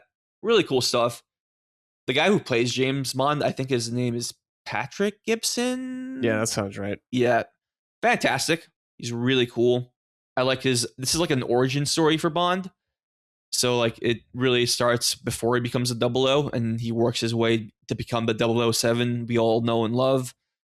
I love the side characters as well. There's M, there's Q, like your gadget guy, Moneypenny, like the woman on the chair giving you notes. I know there's that meme of AAA focus M writing. I didn't really feel that with this game at all. Like I thought the writing was pretty on point. There are a few points where it's like, all right, that one-liner, that one quip was kind of unnecessary, kind of cringy. But those moments are so few and far between. I like that if you get caught while you're trying to stealth, you can like literally bluff your way out of it. That's cool, yeah. So like, because James Bond's a very smooth talker, he just like makes up an excuse that's very convincing on the fly. So it just gives you some time to escape or just like secretly just like choke a guy out while he's distracted. And yeah, I was kind of super just blown away by this game, man. Like my expectations were low. I decided to buy it because I do like the AAA action adventure narrative focused game. So I was like, yeah, I'm kind of down for that. And I'm so glad I bought it because it's been a blast. So cool. Yeah, I've heard nothing but good things from everyone that's played it at LSM. So yeah, I'm looking forward to playing it. I like IO Interactive. I like some of the old Bond game, or GoldenEye specifically. Yeah. So can't wait to get to it. Have you played Hitman? Though? Yeah. Mm-hmm. Okay, dope. Yeah, I played the 3. I played one old one, which was Absolute. Blood Money, Absolution. It's one with the opera in it. I forget every time which one it was. I think it's Blood Money. Maybe it is. Yeah. I just had this conversation with someone like last week, and I already forgot. It might have been Gene, actually. Yeah. It probably was with Gene, yeah. So play one of those, but I've played the 3 recent ones, and they're all really good. One thing I want to ask you is like, it's IO. They used to make original IPs. They made a licensed IP. How do you feel about the trend of like established AAA developers working on licensed IP instead of making their own stuff again? I'm not opposed to it because they just made like 3 Bond games or Hitman games pretty much. So I'm totally for developers wanting to try different stuff, even if it's an established IP. I don't really care. Like as long as the game's fun, Blade, right? What? Arcane with Blade. Oh, sure, yeah. I mean, I wish we got Dishonored 3 instead of Blade, but true. Blade could be cool. I don't know if they're not on the chopping block. Yeah, we'll see. Yeah, but like with the only thing with Insomniac is it's like I don't mind you making Marvel games, but that's like it feels like that's all you're making right now. Yeah, and I want some other stuff from you. Well, because of the Insomniac pack breach, we do know their future roadmap, and their future roadmap did include a Ratchet game, which is great. I do think PlayStation does need like a few IP, like because Nintendo IP will always persist in every generation. Sony's biggest strength was moving on, but at the same time, I do feel like they should have IP that persists like Nintendo. Gran Turismo, God of War, Ratchet and Clank, those 3, and maybe you can. There's probably an Uncharted game in the works, so that could be like another 4th one as well, which would be sick. So we have another Ratchet game, and at the it's just so funny that we know what they're working on until like the 2030s, like the mid 2030s, which is unfortunate for them. But it did say new IP, which is really cool. Yeah. Okay. So see what happens there. Yeah. And I understand like people are kind of annoyed by them making Marvel games, and I get that to a degree. What you have to understand is like one, they want to make the game, right? Mm-hmm. Like a lot of for Sony first party studios do have like autonomy in that way, where they get to choose what they make. Of course, their pitch has to be approved and whatnot, but like usually they get to make what they want to make. And Insomniac wants to make Marvel games, right? So I feel like a lot of the developers inside there have a passion for the IP. Like, of course, they have a passion for fucking Spider-Man and Wolverine, like two of the most famous comic book characters of all time. So that makes sense to me. And the other reality is like Spider-Man 1 probably outsold every Insomniac game combined that came before it. Definitely. Easily. Yeah. Which makes me sad because I wish some of those Ratchet games sold way more than they did, especially during the PS3 era. So I feel like I know people talk about the Marvel licensing fees, like that could be costly, but like there's a reason why they're going to keep making them because like it works. Keep making money, and they're huge system sellers, right? Like definitely. I know friends who bought a PlayStation 4, or multiple friends, specifically for Spider-Man. Yep. So it works. Definitely. Yeah, absolutely. The Who Fan 1 wrote said, "Hey, Summit Crew. Since Radec is discussing 007, I figured I'd give some of my pet peeves about it. I love immersive sims, and this has light immersive sim elements, so I may be a little too harsh on it, but I find the lack of manual saves annoying because this type of game is made for trial and error.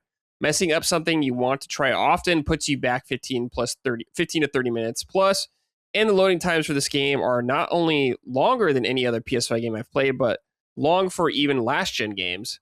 I've also been disconnected from their servers multiple times in the middle of action, and this messes up challenges I should have gotten credit for. I see no reason why this game needs a constant connection to their servers. That's some Ubisoft nonsense. Still, I do enjoy the game. I didn't know you needed an online connection. I forgot about that, and I actually agree with everything he just said. Like, dude, it was so funny. I put my PS5 in rest mode, right? And then I got back to the game later on. I played for a minute, and then during a cutscene, it just paused. It's like you lost connection. You have to like fucking reconnect. I'm like, what? Like, yeah, it's a single player game. Like, what are we doing here?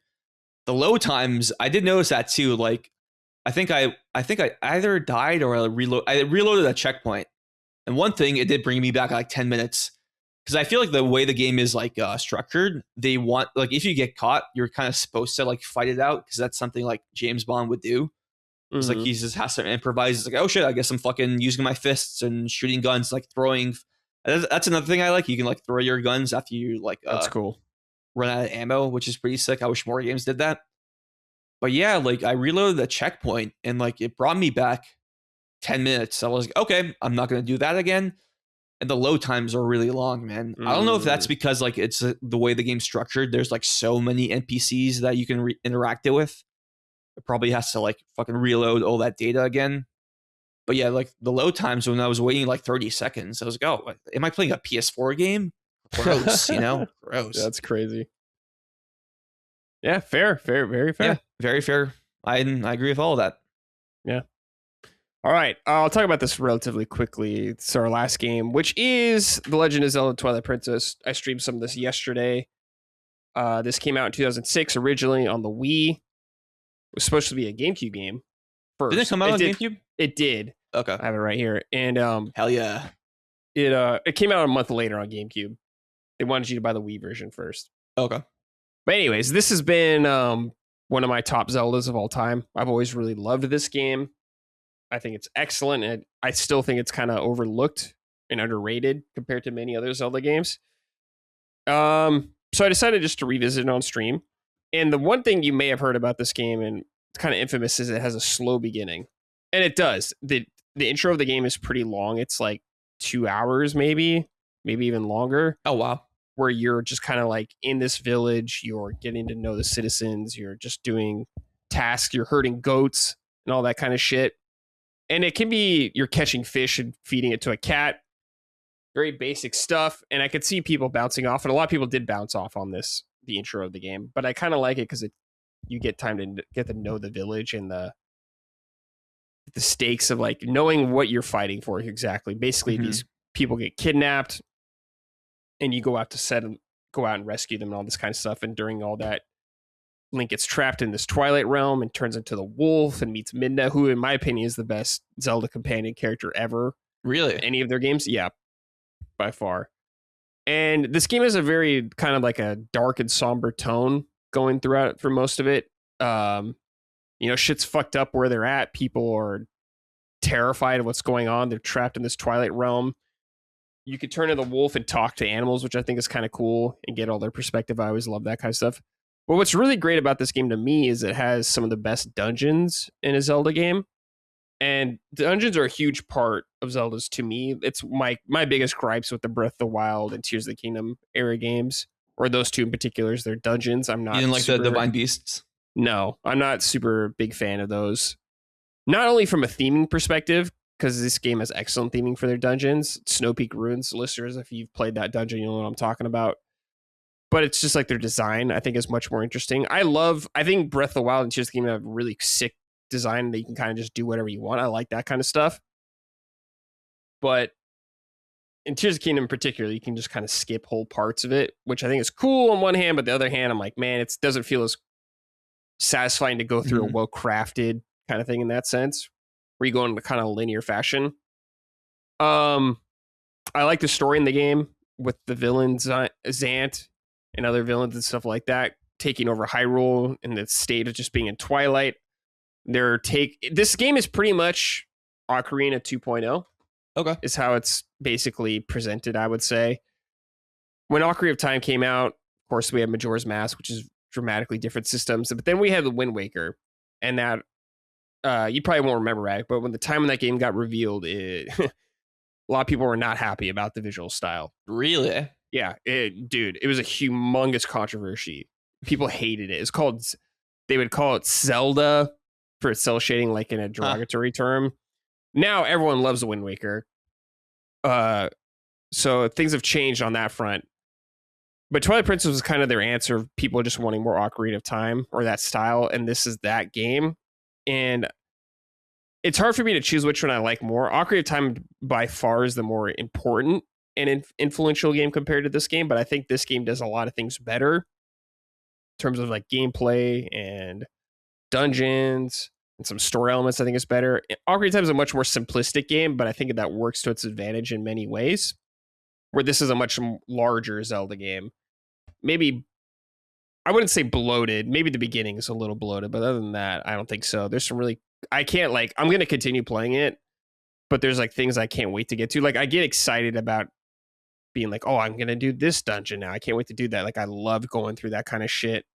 So that's always fun. I love like there's like a fishing hole that you go to, and it's so soothing. I fucking love it, dude. So I can't wait for that.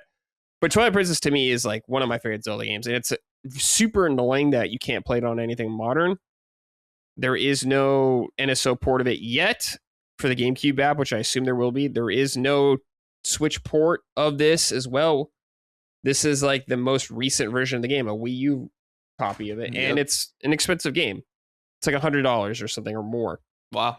Like all the Twilight Princess games, except maybe the Wii ones, are pretty expensive. Like the GameCube game is expensive as well, like over 100. So it's not easily accessible. There is a PC whole thing that released for the game recently, which is, I think it's called Dusk. So you can check it out there, I guess, if you want. It's like a fan made. Yes. Okay. Yeah, it's not official or anything. So yeah, you guys know the deal with all that kind of stuff. Yep. But that is an option there. I will check it out someday because I do own the games. I have no problem emulating games, especially if I own them. So I'll check it out there at some point. But yeah, Twilight Princess, fucking incredible game. I'll report back whenever I finish it completely, share my thoughts there. But I love that game. It's so good, dude. Hell yeah. So this is the one where like the Wii version had to like flip the image. Yes, they did. Which to is make so Link funny. right-handed. How do you feel about that? I hated that. I hate that. Are you left-handed? Yes, I am. Oh, okay. So I always like. I'm still beef, mad. Right? I'm still mad that they made Link right-handed in the Breath of the Wild era games. Oh, And you're seemingly right. Yeah. That'll be the thing going forward because Link was always left-handed before that. So I always thought that was cool. But like the world being flipped, I don't like that shit. It's weird because it's supposed to be like a successor to Ocarina of Time, and the world is supposed to be laid out the same way as Ocarina of Time. But when you play it, it's just completely flipped. So it's very jarring to me.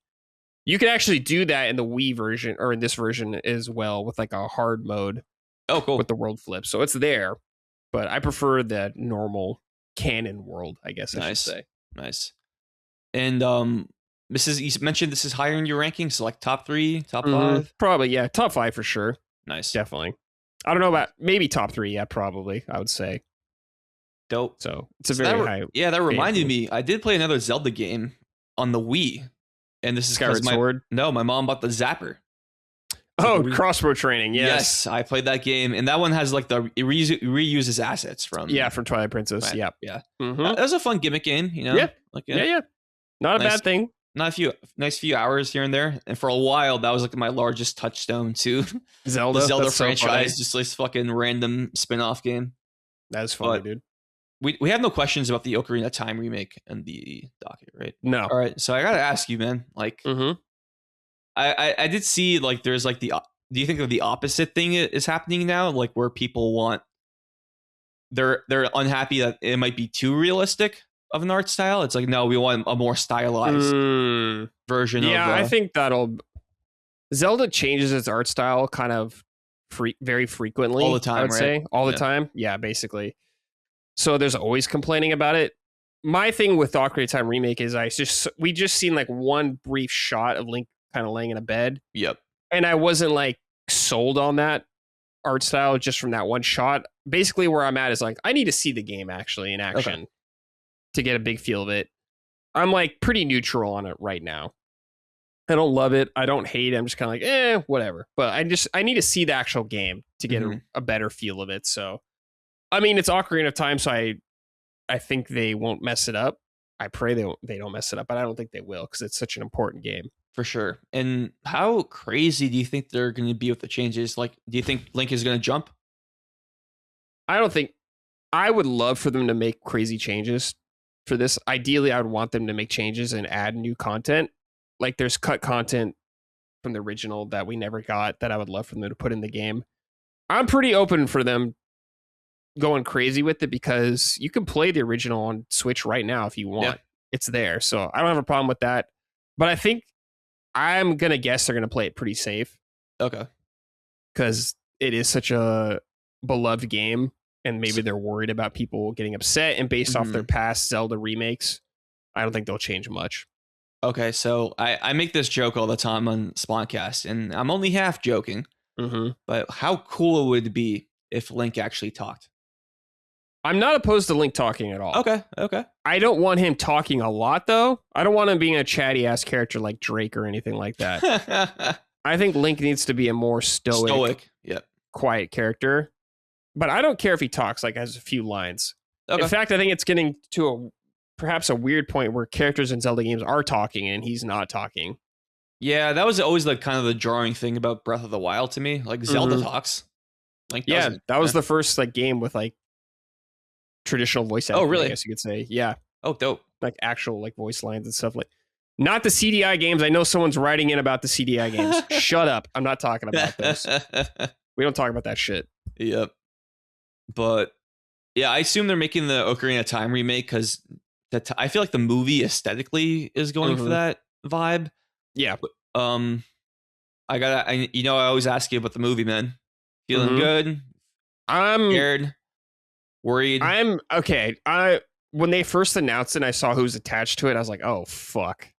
I was very nervous about who's the guy from Morbius, right? Yeah. Yes. Yeah, that's not a great sign. The one like pictures we got of Link and Zelda, pretty much, I saw that and I was like, okay, I can get on board with this. These two right here. This one thing. I feel good about that one particular shot. Yeah. But everything else, I don't know yet. I'm not sure. I hope it's great. I hope it is. But when they announced it as a live action movie, I was like, man, fuck, you should have made it animated like like a Studio Ghibli film or something like that. That's what I wanted to look like. But I don't know. Maybe they'll pull it off. I'm hoping they do. Yeah, I remember some behind the scenes when they were shooting the movie, some images and videos leaked. And I think Impa is going to be in the movie too. She's I'm sure she actress will be. From Severance, I think, which is really cool. So, yeah, This is so like I actually love that they're making it live action because I always like how live action video game adaptations are like the riskiest thing you can do, really, because it more often than not they're pretty bad. Yep. But every once in a while we'll get a great one, whether it's a TV show or a movie that ends up being like fantastic. Like Twisted Metal, I think is like fucking awesome. That's a great adaptation live action, which no one thought was going to be good, but it turns out to be great. So I think Zelda, like, I like how Nintendo is taking more risks with the cross media thing. I know the Mario movies aren't that great. They make money. They're for kids. Like my nephew fucking loved the Galaxy movie, right? So it's like more for them. I feel like with Zelda, and you agree with me, the stakes are a little higher. It's higher, definitely. Or like, feel like people put more weight on the narrative per se, like the story. Yeah. So the fact that they're translating into live action could be really cool. Like, I know this is like so fucking cliche to say, but this could be like this generation's Lord of the Rings, like a big live action, maybe fantasy IP movie franchise. So maybe we'll they are filming it in New Zealand. Yeah, you know? That's a good spot to film it. Yeah, I thought, like I said, like an anime style, like the Studio Ghibli movies, like Princess Mononoke, which definitely Zelda games have been inspired by. I thought would work well with Zelda. For live action, I always thought Metroid would be very good. Oh, live action. Yeah, that'd be fire. Maybe we'll still get Metroid in the future, but regardless, I'm hopeful. Yeah, which is where we're at. Basically. So you didn't want like an Illumination Zelda movie? With no. I don't want it. No, I don't want it like cartoony and stuff like that. A montage scene with a fucking, I don't know, taking care of business, playing as Link. Yeah, I don't want that for Zelda. Mario, I'm more lenient in terms of that because like it's fucking Mario, man. Mario doesn't have like a dramatic story or anything crazy like that. It's just about fun. But Zelda is more like serious, I think. Yeah, for sure. You treat it that way. Big Chungus 420 wrote and said, "Hey, Radec and Brad, I work 40 hours plus a week and have a commute. So the gaming takes a backseat at times. I have been thinking of getting a RG Rote, I don't know what that is, which seems to emulate Twilight Princess decent enough. I never played that game. Nintendo doesn't want my money. What's your opinion? Should I emulate it on a portable device, wait for Nintendo to re-release it, or the third option, get a copy for the Wii U for like $200? P.S. I take a subway commute in LA to work. Yes, Los Angeles has a subway.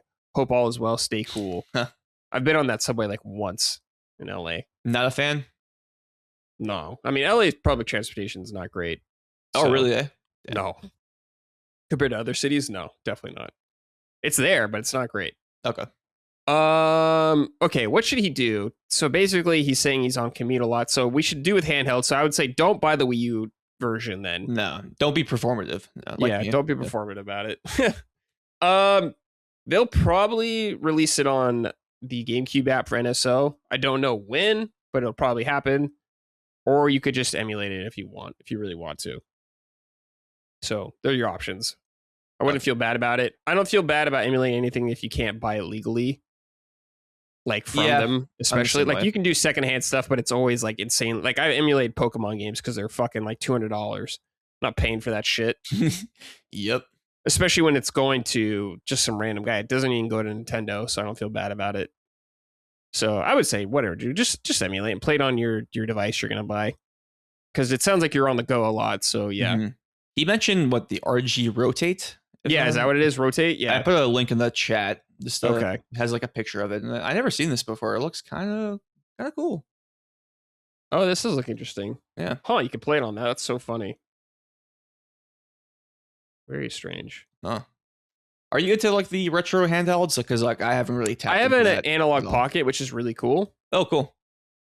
But there's like that thing, the Thor or whatever. Oh yeah, like the 3DS looking thing. Yeah, that thing's pretty cool, but it's very expensive. So nothing else on that front right now. But I wouldn't be opposed to that kind of stuff in the future. Gotcha. The only handheld, honestly, I've talked to you about this in the past that I would be into buying probably now is, aside from a nice DS, is a DS Lite, is a PSP. Hell yeah, dude! Because I never had one. Dude. Never had one, man. That's so surprising. You probably borrowed a few times. I did borrow. Yeah, my friends had them, so I'd borrow for them for certain games. Like I played the God of War games on there. Dope. Played Kingdom Hearts on there. Crisis Core. I played on there. Final Fantasy Tactics. Castlevania. Dissidia. I played a little bit of Dissidia, not a whole lot. Okay, but I did. Okay. So that's how I usually got it. And you're looking to get the PSP Crisis Core one or Kingdom Hearts one? Maybe I might just get a 3000. That's the Get the 3000. Yeah, whatever I could just get. I'm like, I would like a collector's one of like a console, like a specific game, like the Kingdom Hearts one they had in Japan or the Crisis Core one. But whatever, man. Yeah. At this point, I'll just take what I can get, I guess. For sure. You're not going to get the PSP Go, I think the PSP Go looks cool, but like Me too, it's man. digital only, so it seems like a hassle with the PSP. Yeah, if the PSP Go, you're going to allegedly, I don't condone this. Yeah. You're going to have to like hack stuff, yeah. Yeah. Towers wrote and said, "Let's go, Twilight Princess. The prologue is a slow burn, but it's still the best Zelda in my opinion. Perfectly nails a somber tone with its art style and music. Shout out to the baddie in Snow Peak. Forget Midna. Ashi is incredibly underrated." Yeah, I know who you're talking about. Ashi, yeah. I'm how do you spell your name? I guess Ashei.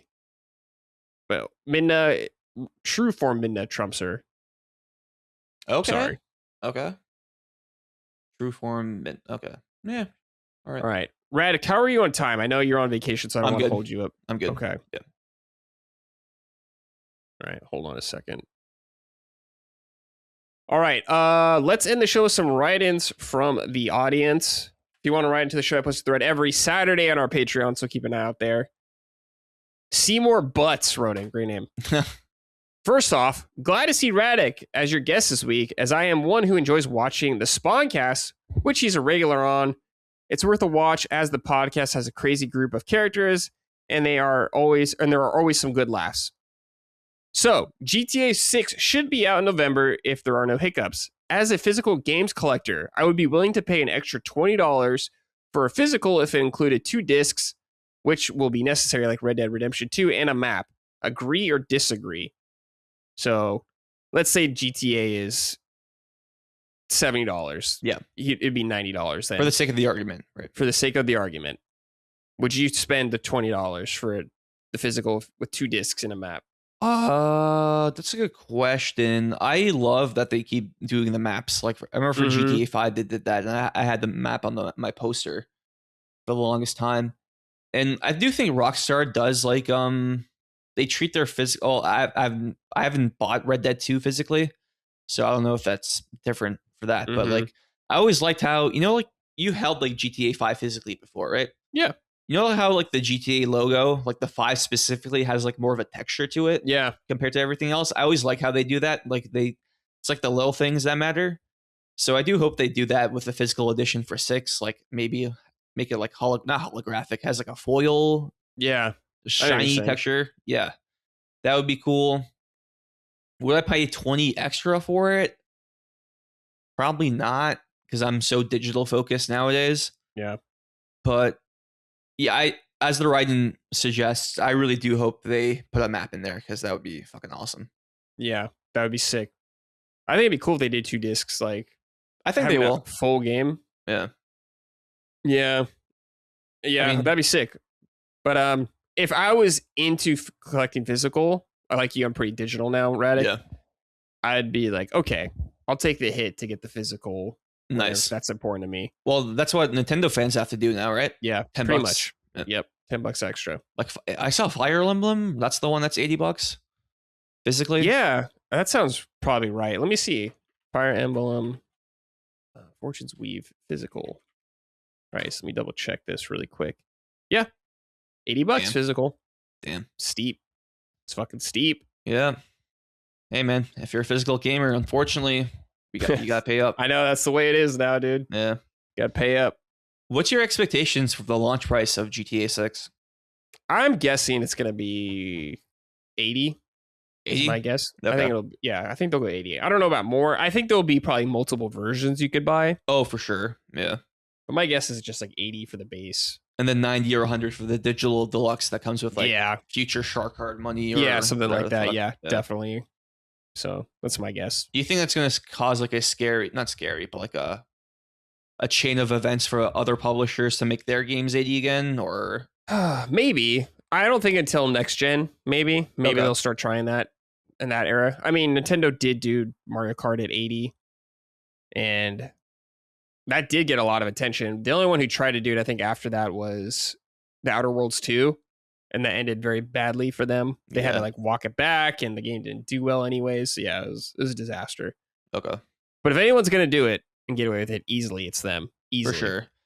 You make a good point. Like, I feel like with PS6, like, they're going to hide that announcement in the PlayStation blog post like they always do. Mm-hmm. And you'll see like, oh, this, I don't know, let's Venom, for example. It'll probably be like a smaller Miles Morales type game. But let's just, for the sake of the argument, instead of 70, it's going to be $80 on the PS6 version, you know? Mm-hmm. So it's like, yeah. I'm already mentally prepared for that. So, yep, definitely.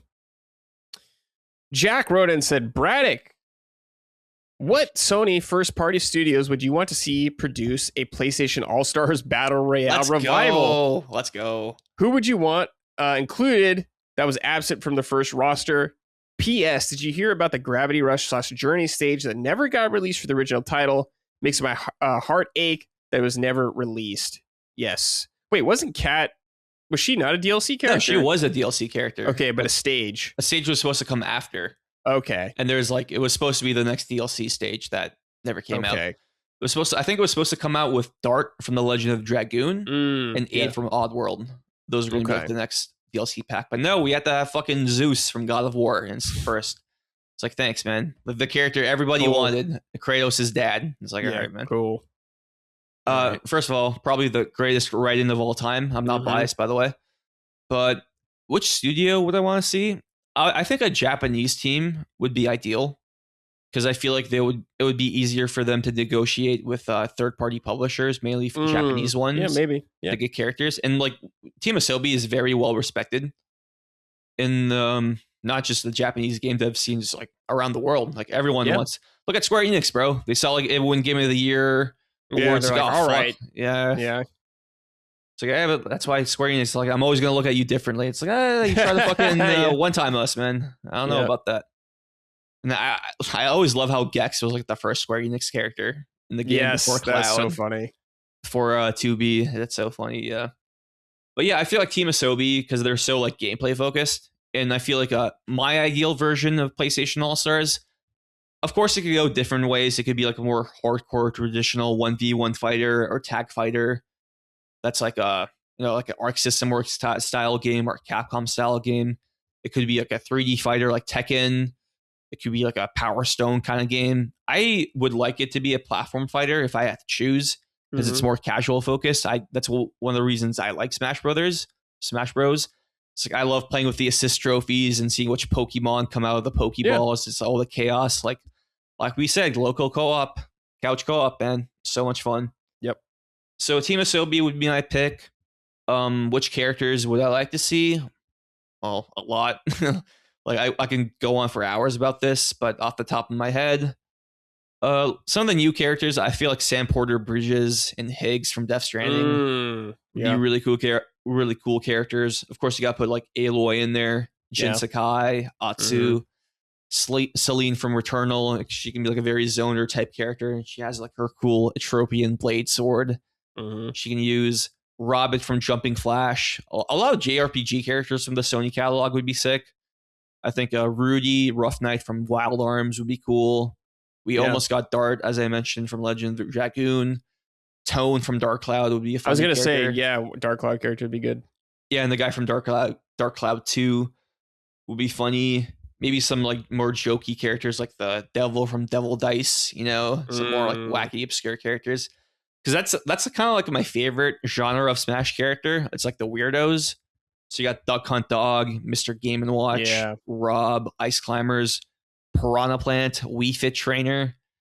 Like I love that style of character, and I feel like PlayStation All-Star sequel would be great with that.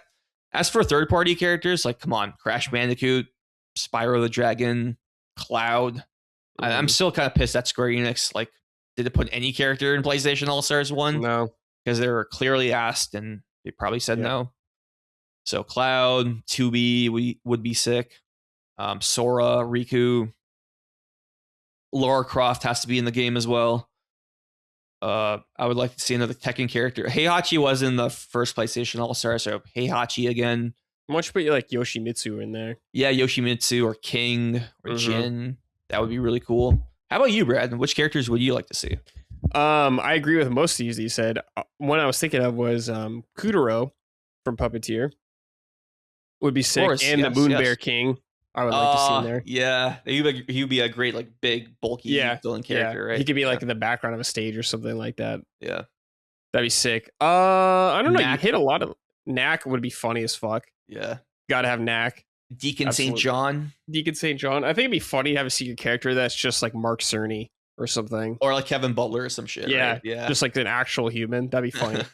I agree with you. Team Asobi's who I would say to have do it, and it should just be like Smash. 100%. I agree. Like just copy it pretty much all the notes, basically, and just let Team Asobi put their little spin on it.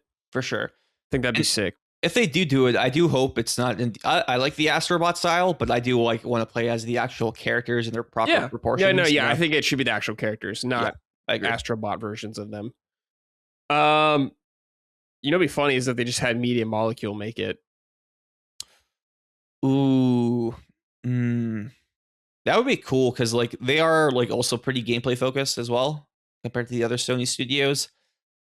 Man, are you worried about Media Molecule? Oh yeah, definitely. Yeah, I feel like everyone is.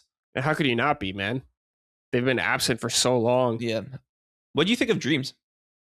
I only played it a little bit when I was at work before, and I was like, oh, this is kind of cool, but I don't really have any interest in like doing this because it is so much. It seemed like so much effort. And I think it's cool, but I always liked Little Big Planet because it was more in line with like Mario Maker of just like seemingly like easier to do, get quicker satisfaction, all that kind of stuff. So I think it was the simpler take on that front was better for me. I agree. Simple is always better. And I feel like the problem with Dreams was like the perception was it was always a game tool.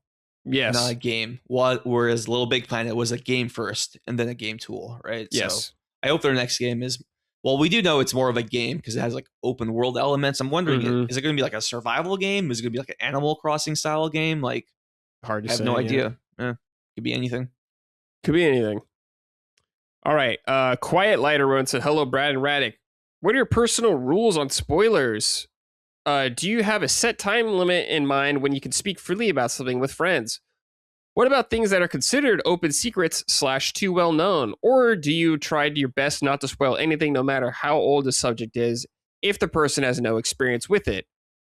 What weird personal rule do you have, if any, or if you have one?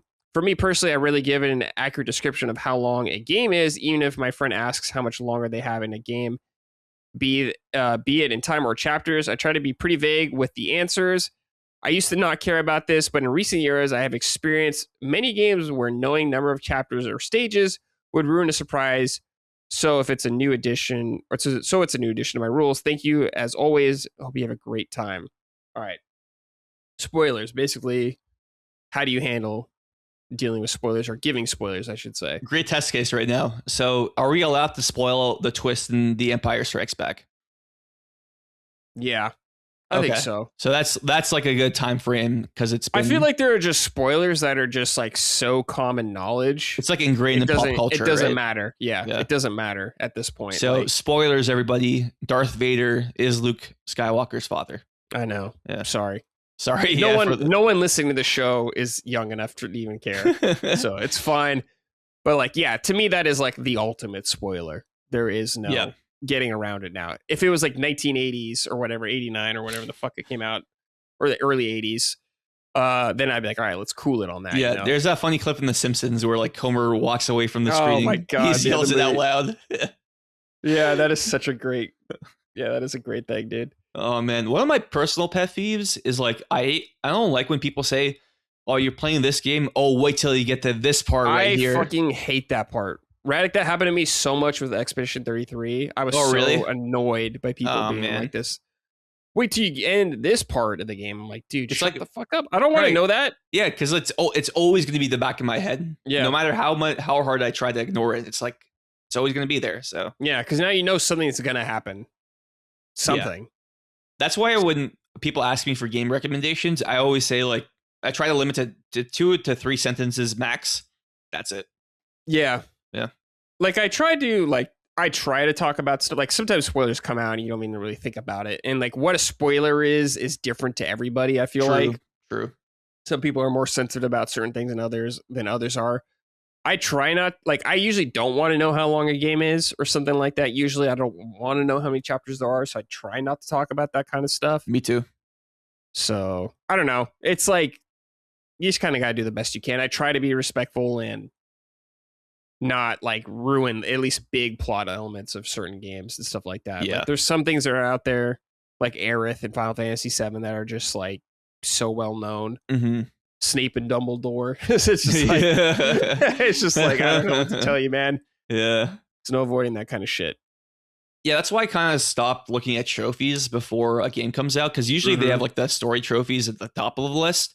And then you can kind of do the mental math. Is like, all right, like once you see the first like gameplay related trophy, that's like, all right, so like this is going to be like 10 chapters long or like something along those lines, right? So yeah, I always like do it like I like playing a game blind first without looking at trophies, and then I'll just do a cleanup afterwards. If I have to play a game again, sure, whatever. I don't care about that. So. Yeah. Deferb wrote in and said, "Yo, Radec, what are your top 3 favorite Vita games? Brad, feel free to include yours too. And Brad, which console would you say you play the most in Big 2026?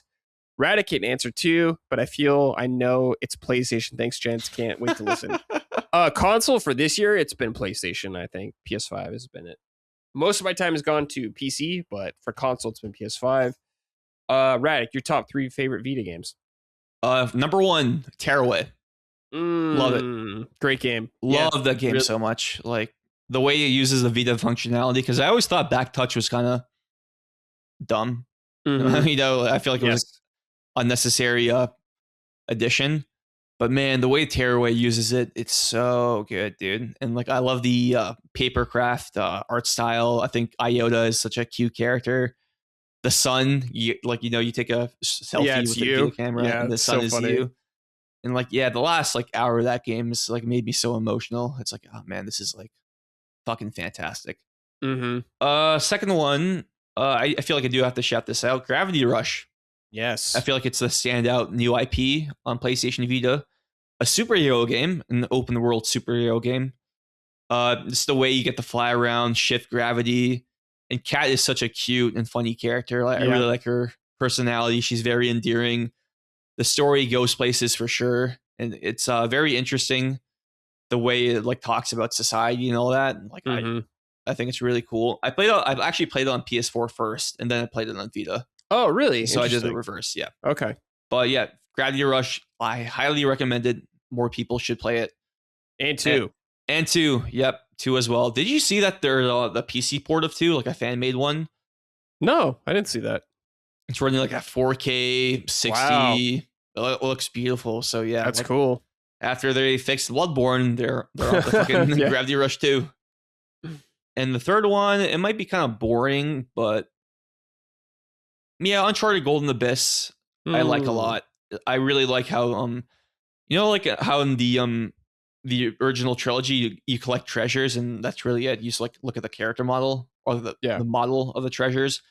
Uncharted Golden Abyss actually makes collecting treasures fun. Like Nathan Drake will actually comment on it. There's the description of what you found, so there's like more to it. I kind of like the prequel story. I like the antagonist Dante. I think he's like an underrated Uncharted villain. The perfect foil to Nathan Drake. He's like annoying and smarmy. He talks shit back. He's like the only guy who gets on Nathan Drake's skin, which is pretty rare in Uncharted history. So yeah, Uncharted Golden Abyss. And I got to shout out like Soul Sacrifice Delta and Freedom Wars as well. Soul Sacrifice Delta aesthetically is so fucking cool, dude. So cool. So yeah, but the 3 video games, Tearaway, Gravity Rush, Uncharted, Golden Abyss. Yeah. How about you? What are your favorite video games? I'm trying to think the ones I played that were. I remember. I'm trying to think of like favorite. Killzone Mercenary was pretty sick on there. That was fire. Yeah, I remember that was pretty cool. A lot of my favorite games I think were just ports, like Persona 4 Golden was definitely one that I loved. Muramasa was really great on there as well. Oh yeah, they came back. Yeah, it's coming back. Yep. And Gravity Rush, I think, is the other one. Gravity Rush was like the standout game for me when the Vita came around. Oh, for sure. Like, whoa, this is really cool. So probably those three. Yeah. I love Dragon's Crown on there and stuff as well, which is really cool. fun. Vanillaware, right? Mm-hmm.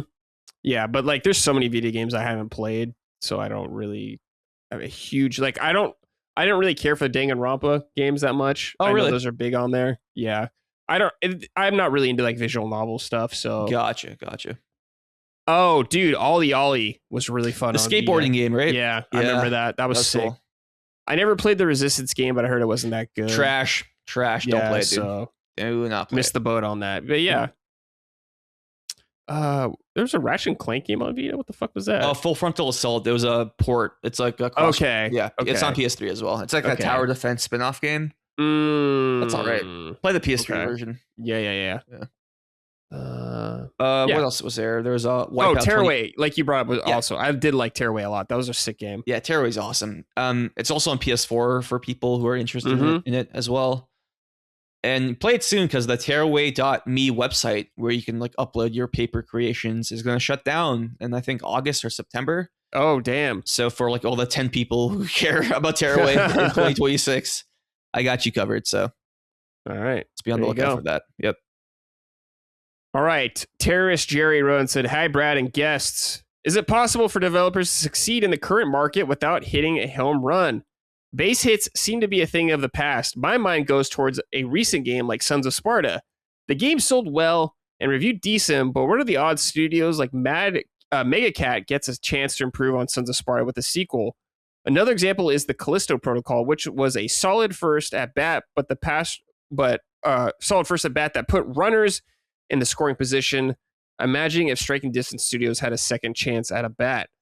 I understand that games are more expensive than ever to make, but this trend of one and dones is a bit disappointing. Studios often do their best work when given a chance to refine the thing they've built. Just because a game didn't score nines and sell 5 million units doesn't mean that the game or that IP shouldn't be pursued any further. What are your thoughts?" Callisto Protocol was just very expensive to make. Yeah. That's the thing. Yeah. Way too expensive for what it sold. I think if you have smaller budget, you can have smaller units. Basically, like Astrobot probably was a very cheap game to make. Yeah, compared to a lot of their other games. It sold like a couple million units, so probably made a lot of its money back. Yep. Of course, it won Game of the Year, so it got a lot of accolades and stuff like that. In terms of Megacat, they were around before God of War. So Megacat will be fine because God of War, Sons of Sparta did sell pretty well. Like it charted on the MPD. Circana the month it came out as a shadow drop. So like it definitely would have sold worse if it wasn't a shadow drop. I will say that. Yeah. But I think Megacat will be fine. Whether or not they make another God of War game, I think it would be cool if they did. The problem is like I feel like the Metacritic is too low for Sony. Yeah, that's not what Sony is interested in. Yeah, I agree. So, but I feel like they'll definitely get another game from another publisher. And they'll work on another IP. They'll be fine. But yeah, it's case by case basis, right? Just look at I can't remember the exact studio name, but the developers who worked on High Guard. Yeah. Yeah. Spent millions of dollars, probably like a 9-figure budget on that game, maybe high 8 figures. Came out, bombed, and then they're done. So just the way it is sometimes. Yeah, like what was it, Firewalk? Oh yeah, Firewalk and Concord. Yep. Yeah, these games like are just too expensive for like what they're making. I agree. People are just spending too much money making a lot of these games. Like, let's say if Concord had like a $40 million budget instead of like a $400 million budget, as like the rumors suggested, there's a good chance that they're still around. Just like, all right, we'll just try again with something else with a smaller team. But maybe, fucking $400 million for that game is insane. Yeah, and I'm allowed to talk shit about it because I got the fucking platinum. All right, he did. Yeah, he jumped off the ledge a lot, over and over and over again. Dude, I was so mad because like the shutdown overlapped with the day when Astrobot came out, and I wanted to play Astrobot at midnight so bad, dude. I was like, but I had to fucking play as my boy Lennox in Concord, just suey off the balk, and man. I got that platinum at 7 a.m. the next day. I tweeted, I got the platinum, immediately closed the application, immediately hit delete, went to bed. Yep. Like I just fucking. Yep. That's it. Yep. Enough of that. Enough of For Concord. sure. But I mean, yeah, it sucks to see like a studio, have one bad game or something like that, or one failure and completely shut down. But it's just the reality of economics, man. Yeah. Like if you're spending so much money and you're not making any back, that's what's going to happen. You're going to lose out. Yeah, and it's even sadder when it's like a studio like Blue Point that put out a great game remake of Demon Souls, and then they get bought by Sony, and they get put on Ragnarok support work, and then they pitch a live service God of War game instead of pitching a. I get that they want to do original games. That's what the studio had said, but I feel like your first original game being a live service game is insane. Yeah, especially for a team of 70 people, because this game was probably pitched in like late 2022, sometime in 2023, and there's been already numerous examples of how it failed, like with Anthem and Marvel's Avengers. So it's like I feel like you feel the same way, Brad. Like the Blue Point thing is going to be very hard to get over. It's like all that wasted potential, especially when Fumita Ueda, who made Eco, Shadow of the Colossus, yes, Gen Atlas coming up, Last Guardian. He was talking about, I would have liked to work with them on an Eco remake. And it's just like, fuck, man. Dude, you had the same reaction too when you saw that headline. You're like, God damn it. Yeah. It's one of those things like what could have been. It's so funny when that story came out. It's like, I know some people weren't crazy about the remake because of the art style changes. And then Ueda's up here like, oh yeah, I thought they did a great job. Shadow of the Colossus, yeah. So it's always funny how that works. I would say Shadow of the Colossus is visually more in line with the PS2 game. Oh, for sure. Yeah. From an artistic standpoint. Because visually. Yeah, with Demon Souls, like I love both versions. I love the remake a lot too, but there's definitely the Fat Official is the one that comes to mind. Fat Official is like the biggest thing. Yeah. Because he looks way more purple in the original. Yeah. In the remake, he has a bunch of boils and stuff like that. Yeah.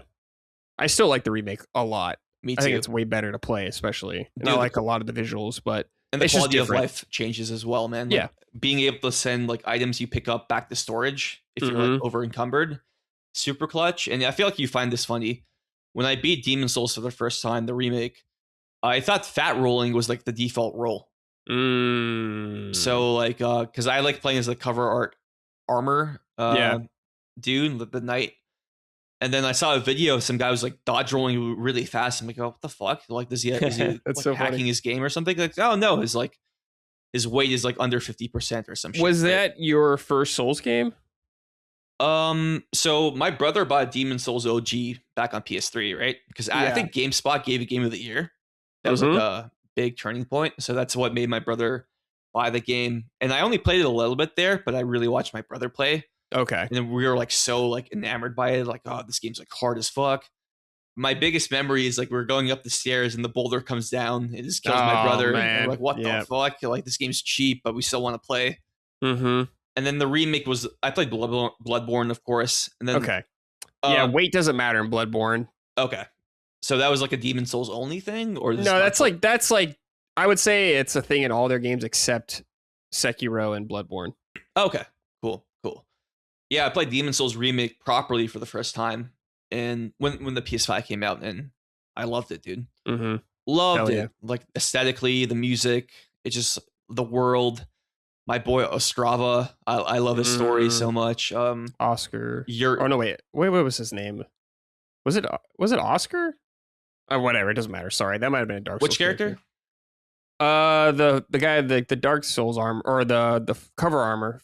Ostrava. Yeah. Ostrava of Boletaria. That's it. Yeah. I was thinking of Dark Souls, the guy the knight that kind of plays that same role in the beginning, who dies at the very beginning of Dark Souls. He doesn't have an official name, but like that was his name in like text files, I guess. It was Oscar. That's why I got confused.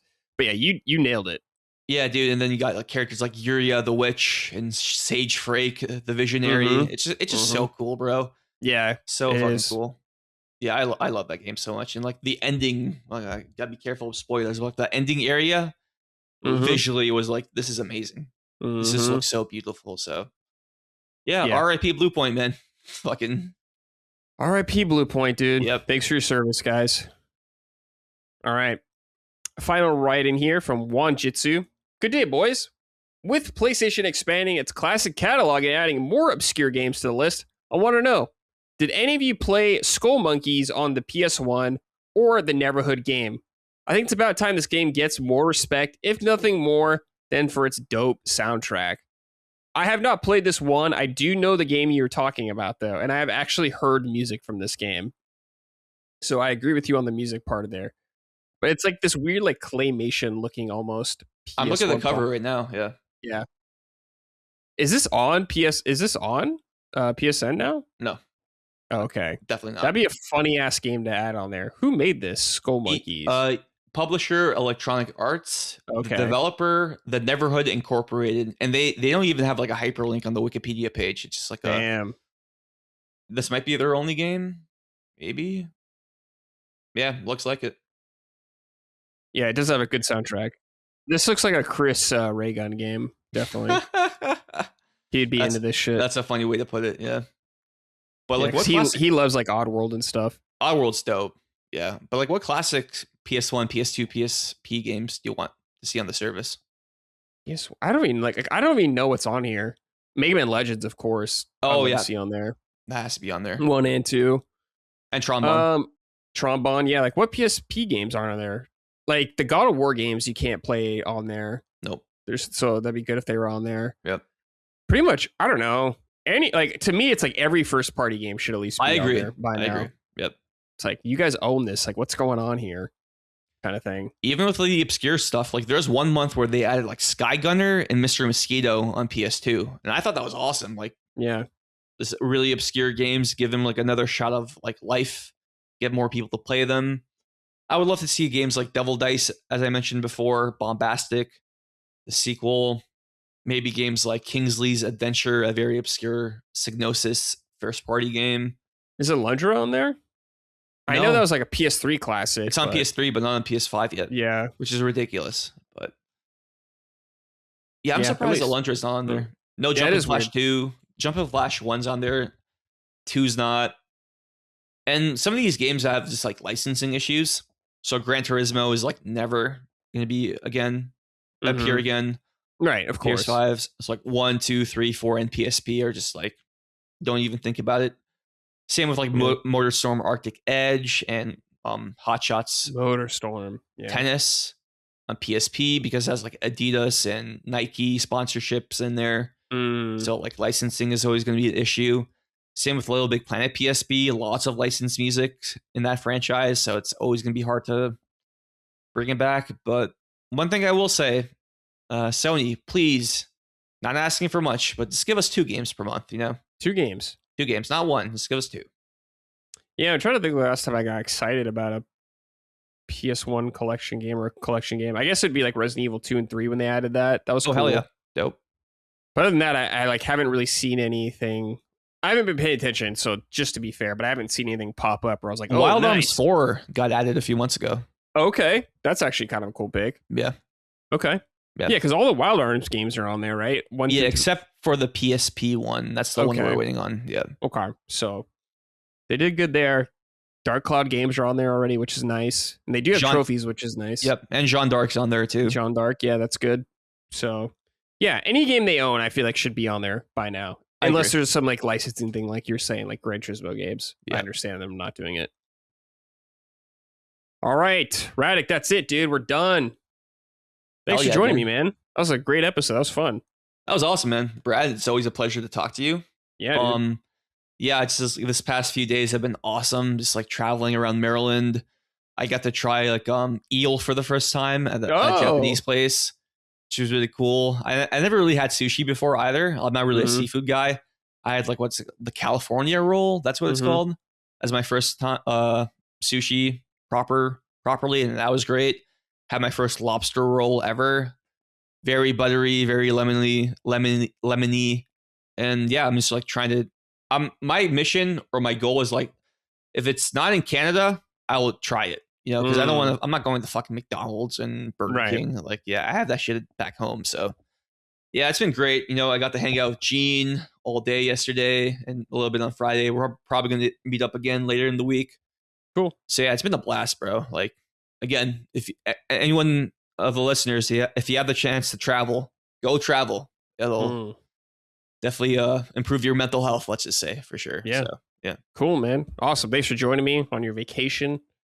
Appreciate it. People can find you on the Spawncast every Saturday. You'll be there.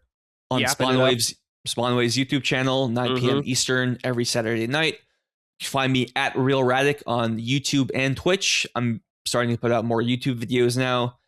My most recent one was the state of every first-party studio, what they're working on, what they could be working on, both for like external partners and first-party developers. The video did pretty well, so I'm super grateful. Thank you, everybody, for coming out for that. Got more videos on the way. Next week, I just want to enjoy my week off. Yeah, of course. If you're in the Philadelphia area this weekend, I will be at Too Many Games with the rest of the Spawncast crew. We'll be doing a live panel on Saturday, so be on the lookout for that. And yeah, I'm just super excited. Cool. All right, everybody. Thanks for watching, listening. We appreciate it. See you next week, everybody. Take care and goodbye. Summon Sign is a product of Last Stand Media and Collins Last Stand LLC and is proudly recorded in the USA. The show is written and hosted by me, Brad Ellis. The show is produced by Dustin Furman. All of Last Stand's theme music is by Ramon Nivarez.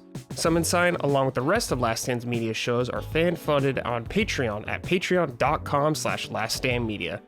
The following names are at the producer level on Patreon, our highest tier, and we are grateful for your kind contribution and generosity to our independent endeavor. Thank you.